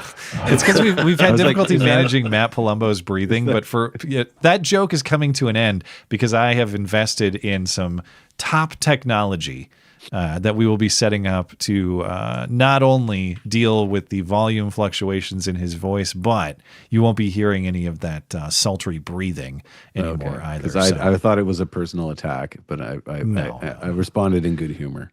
No, without spending a bunch of time on it, it has been difficult to manage that microphone without picking up breathing sounds, but we are solving that tomorrow. Tell him to get one of these. They're like $200. The Shure. No, well, he's got a Shure. It's just the it's the dynamic range on that mic is so wide, as in the loud is loud and the quiet is quiet. So when you even those levels out without the proper tools to do it, you can bring in breathing down low, which is what was going on. But that's why we've invested in higher quality materials to improve the duct tape production. Those will be arriving shortly. Anyway, thank you, Nomad. Be humble. Well, I've been a listener for a long time, but you crossed the line trash talking my Broncos. Maybe if the Vikings players spent less time on their gay activism. Hey, the players don't do that. The team does. And Lake Minnetonka Diddy parties. All of those women were of age, so that was a long time ago. Or wait, Diddy was underage stuff, right? Or was it just rape? I forget. I don't even know if Diddy got for rape. It was just like lots of lube and being weird. I can't remember exactly. I heard about. Was Diddy underage? Maybe I mischaracterized it. Anyway, there was a Justin party Bieber at those parties. Then there's probably some underage shit going on. Yeah. Anyway, he is correct. Bryan Singer, yeah. There was a Viking sex boat on Lake Minnetonka like 20 years ago. But maybe if they focused on football, they would have some Lombardi trophies instead of the league's most tortured fan base. Well, first of all, if you think that you can get to me by insulting the Minnesota Vikings, you're right. That's part of the lore. Suffering is part of the fanhood, the fanship, the fandom. So you're not going to mock your way to offending me about the Vikings. Hating the Vikings is part of being a Vikings fan. Nobody hates the Vikings more than Vikings fans hate the Vikings. Okay, that's part of the bit. But I want to clarify, I don't hate the Broncos per se. I'm not taking shots at the Broncos. The reason that the Broncos came up, incidentally, is because your coach is a scumbag. Sean Payton, former coach of the New Orleans Saints, had a program, a bounty program around 2009, 2010, paying players to injure other players. That's scumbag stuff. Sean Payton sucks. So only by extension do I dislike the Broncos right now. It's nothing to do with the Broncos. It's everything to do with Sean Payton. And once Sean Payton is gone, I have nothing against the Broncos anymore. Thank you for bearing with me while I talk about football. I am a gay homosexual. Hey, it could be worse. It could be worse than being a Vikings fan. You could be a pre-2016 Cubs fan. Well, they suffered a lot. Yeah. Are you a baseball guy? Yeah, I can be sometimes. If I'm Are you a Cubs guy? My father's from Chicago, so yes, that's okay. kind of my team. So you got that. Was 108 years. 108 years of no World Series wins. Did you follow the Cubs for a long time before that? Or your dad did, I assume? Yeah, my dad did. So yeah. I followed them kind of peripherally as a kid. So what was that like when the Cubs won? What was the moment like? It felt unreal. It felt like, okay, this is probably not happening. This is a dream. It's like if the Vikings ever won the Super Bowl, like it obviously doesn't matter grand scheme in my life, but like a whole portion of my there's very little I care about from an entertainment perspective more than the Vikings. And I know that sounds ridiculous, but I'm qualifying that as an entertainment product. Okay. I'm talking about like music, movies, video games. Like I have an emotional connection to the Vikings that is necessarily tied to them being perpetual losers, not just losers in a pathetic way. Like, oh, you hardly ever win. Losers of heartbreaking, gut wrenching, aorta smashing losses, like games like that, like games where they're supposed to win and they just choke, like all the legendary chokes that are a part of Vikings lore. So if that was removed and the Vikings won the Super Bowl, and that sort of perpetual loser component of shitty the team, underdog status, yeah, it would like change the way I view the fanhood, the fanship. So I'm obviously, if they won, that'd be great. I would love to see it. I'd love to experience that with my dad. That'd be awesome.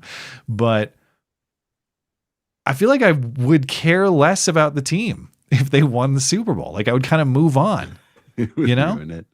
Yeah, it would change it. Yeah, I hear you. All right. Any other sports talk you guys want to get in here? No, all right. I'm famously known for my opinion on sports reflects, I think, my personality and my opinion on politics. That I have not watched a professional game of sports since Wayne Gretzky was traded from the Edmonton Oilers in 1988, and I realized that you could buy players, and it wasn't based on this playing for the city that you're from. And I was like, "This is bullshit. I'm out." And yeah, they never got me back. Wow. Yeah, I actually, there's an extent to which I sympathize with that for sure. Thank you. Thank you. Be humble. It means a And lot. I hope that we can have a football-based piece.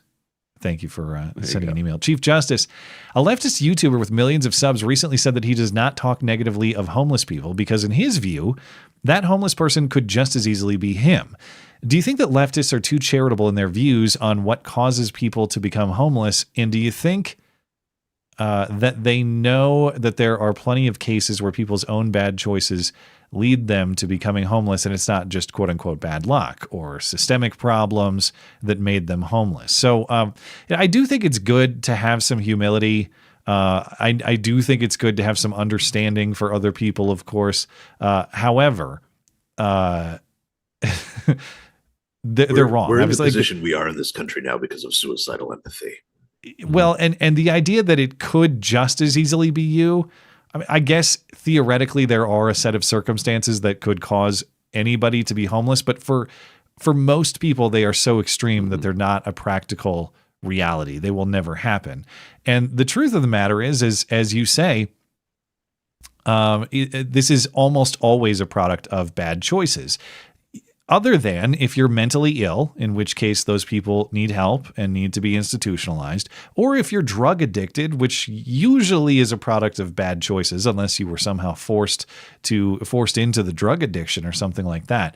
But for the vast majority, effectively all productive people, yeah, there are like different levels of success you might reach where like there's a range of wealth you might achieve.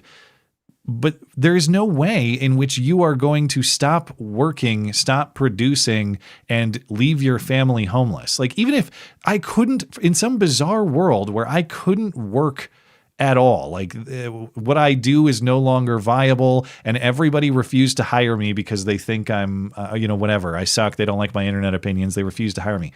I'm not just going to sit down and be like, well, I guess we're homeless. We're going to sit on the sidewalk and no, you're going to build some. I'll build a cabin in the woods if I have to.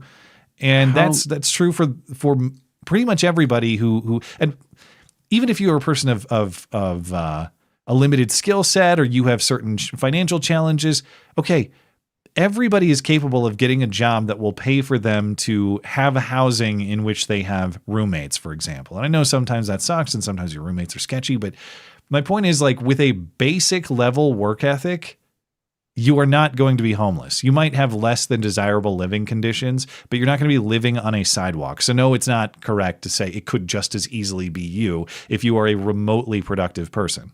Yeah. No, in order to have millions of subscribers as a YouTuber, you have to be able to work pretty hard. You have to make stuff, be able to do things consistently. Yeah.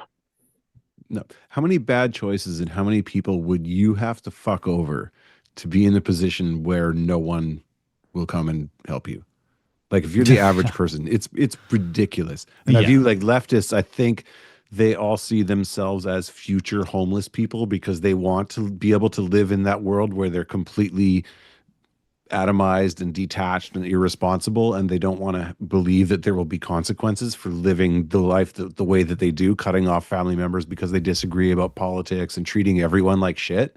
And so that there's this faux empathy where they're like, oh, we can't treat those people badly. But no, if you're the average, decent, productive person, it's basically impossible to become homeless. And I remember being young and bartending like 19, 20 years old, and people would come in all the time and ask for money. And I would go and sit with them and talk to them and say, like, tell me your problems, tell me about your life. And they'd be like, fuck off, give me $20. I need to go buy drugs. And then after that happens 50 times, I was like, oh, okay, you're a shithead drug addict, and I have no sympathy for you. Yeah. And I haven't seen any case that isn't where that is, unless they're completely insane, which they got that way by being a shithead drug addict. No, it's ubiquitous, and I have no sympathy left. Yeah, and if you ever speak with somebody who's worked with the homeless routinely, it's really difficult to get these people into a home situation that they don't ruin. Oh, because and they don't want it. Yeah, no, they're exactly. They're they don't want it. They're living the life that they want to live. Yep. Regardless of whether or not it looks like it. Yeah. No, you can offer them everything. They will steal from you and spit in your face. Yep. No, I have too much experience to feel bad. Yeah. I have like camps. I'm okay with work camps. Where you can't get out unless you've got 90 days of good behavior and you're like absolutely sober and you're doing charity, and then we release you back into the wild. Well, yeah, and for the people that can't help themselves and who are homeless, there's nothing. The best thing you could do is lock them up. Yeah, there's nothing humane about. I was talking with Sean Fitzgerald about that on the Sunday stream, because Zoran Mamdani is refusing to sweep these people off the street. A cold front comes through. It's really cold out there. 13 people froze to death. Yep. Because you're leaving bums on the street, because a lot of them can't help themselves, and you think it's humane to just leave them there because that's the life they want to live or something like that. No, it's lose-lose. A lot of lose. those bums are going to Los Angeles. Yeah. They don't have to deal with the cold fronts. They can just shoot up all day, and that's all, Yeah. No, it's cruel to them, which I kind of care about, because the best thing for them is to be locked somewhere where control is taken away from them and imposed top down. And it's what I care more about is that it's cruel to the rest of society to make us be subjected to their ridiculousn's. So it's a lose-lose. If you're a property owner, for shooting them when they try to steal your money for drugs. Yeah. If you're a business operator, a business owner in a neighborhood that is overrun with these camps, your revenue is going to take a giant hit. The viability of your business is going to be destroyed in the name of supposed compassion. It sucks for everybody. So anyway, thank you for the question, Chief Justice. Appreciate it. Racism detective. He says, have you ever personally witnessed someone say something to another person that you would genuinely consider racist? This is not including just hearing someone say something racist casually, but actually seeing and hearing someone antagonize another person with racist language. So I, of course, have heard the sort of thing that you're not counting there, like racist commentary that was serious in intent, but maybe you're talking about another person, third person, or you're talking about somebody else who's not present at the scene. But have I ever seen someone walk up to another person and say seriously, You are a only at Cinnabon? But actually at Cinnabon, the Somalis came up to her and she was provoked into saying that. I was thinking about this earlier today. Have I ever seen somebody approach another person and say, in whatever vulgar terms, I don't like you on account of your race? And I can't think of even one example. We're supposed to believe that we live in a country where that sort of thing is rampant. I don't think I've ever witnessed it. Now you see that sort of stuff online a lot. Obviously you see it in tweet replies and things, but the reason you don't see it in real life is, of course, because if you go up to a guy and just say, You are a you're inviting a conflict. Bad things are going to happen to you. Whatever variant of that. Like if a guy comes up to a white guy and just says, you are a honky or whatever. And So I think the reason you don't see that in real life, obviously, is those consequences. The reason you see it online is because those consequences are removed. And that's why all this stuff, the nature of online interaction is so interesting in that way. On the one hand, you are free to be completely honest when you know that those physical in-person consequences are removed. And there is a benefit there that you are free to speak any truth as honestly as possible.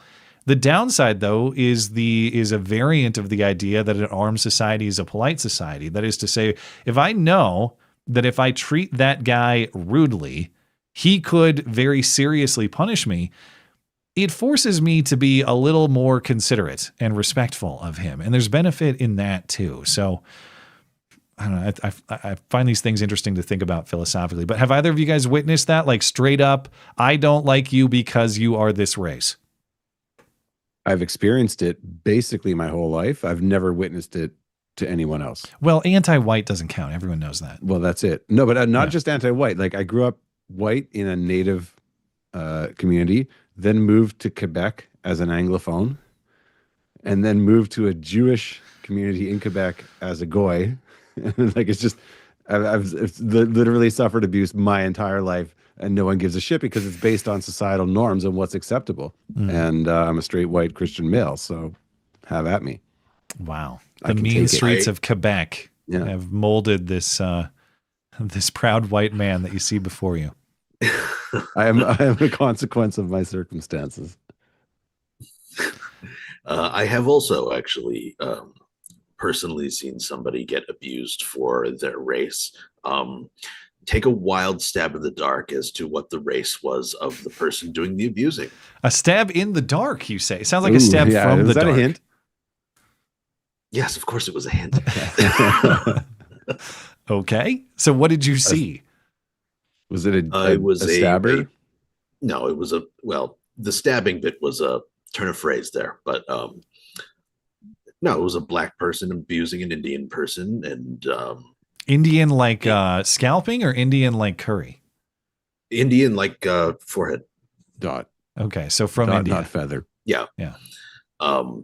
And they were just being, I don't remember exactly what was said anymore, but it was all done at very high volume. There was no shame. Because is there any other volume really? Well, okay, that's fair. I guess there's a slightly higher volume when you have to speak over the fire alarm. The beep. Oh, you're talking about the ceiling bird. The ceiling bird. Beeping, but yes. That black guy probably saved a lot of lives because he might have discouraged that Indian from staying around here and driving a truck and causing a lot of problems. So you owe him your thanks. No, but I was making a joke that I don't think I've made a reference to before, but Matt, for a long time, the term was jogger.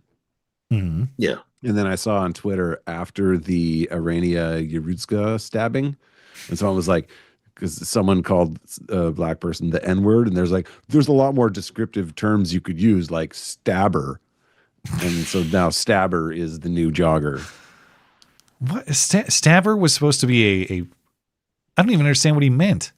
He's trying to protect black people by calling them. You didn't have to use the N-word to describe the man that stabbed Irina. You could have just said stabber. Okay. And then it's like, okay, so we'll call them stabbers. Stabber is the racially sensitive term, is what we're saying. Yeah. Okay. This is exactly what I meant earlier about suicidal empathy. Yeah. Like, oh, you're concerned about the feelings of the guy who just took somebody's life. Okay. Over the life that was taken, indeed. So nothing you say is to be taken seriously. Precisely. You should never be able to vote again just because of this one opinion. And arguably, you know what? Maybe the camps are a good idea. Yeah.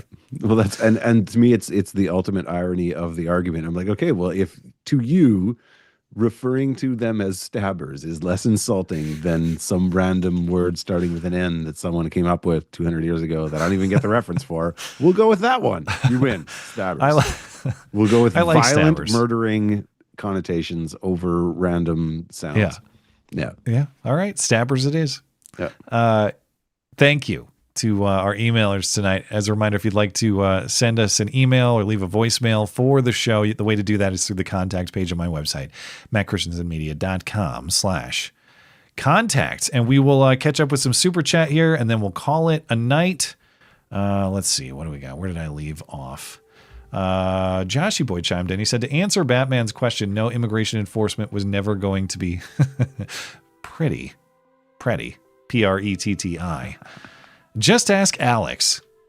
But it's for the greater good. But it's for the greater good, not that Renee would know. All right. That was pretty good. That was well constructed. Yeah, that was thoughtful.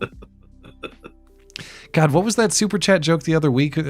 Someone said, no, they didn't shoot Renee good. They shot Renee well, okay? Yeah, that's right. That's one of my favorites in a long time. Joshy's is right there, though. It's good. Good. That's very Renee phrasing, okay? By the way, what's the deal with the last name Good? Is it just some, like, made-up lesbian thing? Nobody's last name is Good. Yeah, actually, it is a legit name. It is? Yeah. I've never heard of that in my life.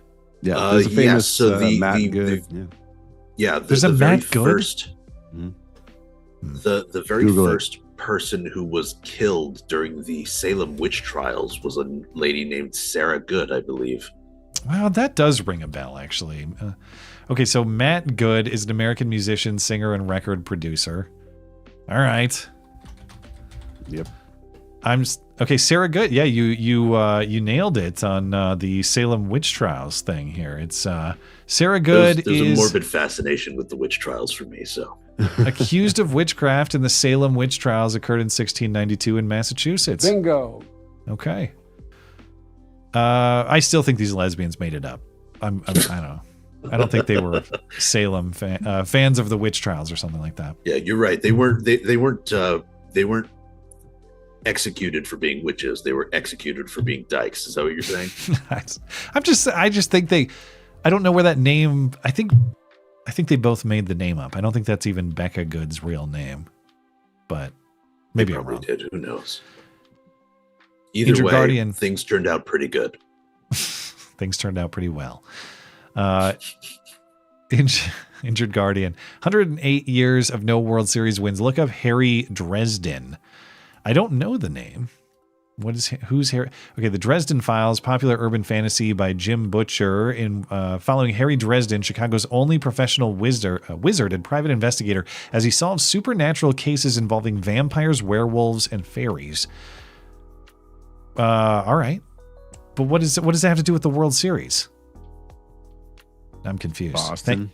Thank you, Injured Guardian.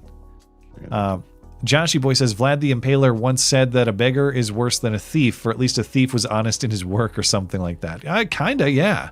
I mean, there are honest beggars too, but how many truly honest beggars? Like, what's the ratio of honest to scammer in that particular profession, if you call it that? And ultimately, from what I hear, if you set up in the right place as a panhandler, you can make a pretty penny. Oh yeah, I've mentioned it on the stream before. I had a guy I knew in high school who was busted on the news for panhandling, and he was honest with them about it and said, yeah, I mean, the reason I'm doing this is because I was making like $500 a day, which is way more than I'd make working like any other job. So that's why I do it. And yeah. When I was I lived in China, and there it's super common. They'll send like crippled 4-year-olds out. Yeah. You'll see their handler down the street. It's everywhere, and they make a killing. I prefer street performers, though. Juggle for me, like do something. Yeah, I want an academic study about how many panhandlers are actually veterans. Every single one of them is a veteran of a foreign war. It's like that's a very American thing. There is no valor more stolen than that of panhandlers. I guarantee you that. There's no way that every single one claims to be a military veteran, and I bet almost none of them are. Yeah, I'm willing to bet. Injured Guardian, homeless folks are very bad. Homeless folks are very bad for small business. Yeah. I would assume if they set up camp outside your business, you're going to have problems for sure. Yeah. Anyway. No, they come in, they harass people. Yeah. That's my introduction. All right. Sorry, Matt, just need to interrupt for a sec. I think you missed one by Joshy Boy in the YouTube chat. No. Well, I got both of them, unless another one came in.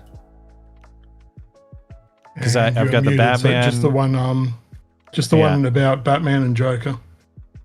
Oh, Batman and Joker. Is it older? Oh, yeah. Okay, yeah. I missed this one down earlier. The Batman fraud should have dressed as the Joker because he sure did act like a clown. A clown. He acted like Holy a clown, shit, so he he should just have turned dressed. Japanese in front of my eyes. He should have acted like, or he should have been the Joker. He should have acted like a clown. All right, I botched that one, but thank you, Joshy. Your jokes were on point tonight. Appreciate that. Okay. I think we're good on YouTube and Tippy. Over on Rumble, that Batman guy in Santa Clara 100% complains on social media about ICE agents wearing masks and does not see the irony. Bingo. I guarantee that's We'll true. see, because he was wearing a mask that covered the top of his face. But if you if you wear one that covers the bottom of your face, then then you're a fascist. It's like Ginger that Star Ninja- Trek episode with half white, half black people. You ever see that? I haven't seen that one, but I'm not a Star Trek guy. Matt, I've said this many times. Star Trek. I block it out. Yeah. Ginger Ninja says almost no one can walk up to another person and give them the Rosenbaum versus Rittenhouse taunt. They risk earning the twisted T. Are you talking about shoot me and shoot me? Yeah. It's a dangerous game. I wouldn't play it. And Joseph Rosenbaum, I assume, regrets playing it. But I don't know. He may be enjoying where he is now. a lot of his type down there, I would assume. The enjoyers of the youngsters. That's very anti-Semitic.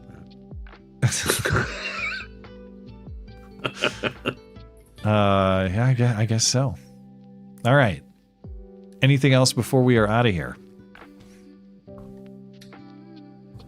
Don't think so. All right. Mark, no? I'm good. All right. We will call it there.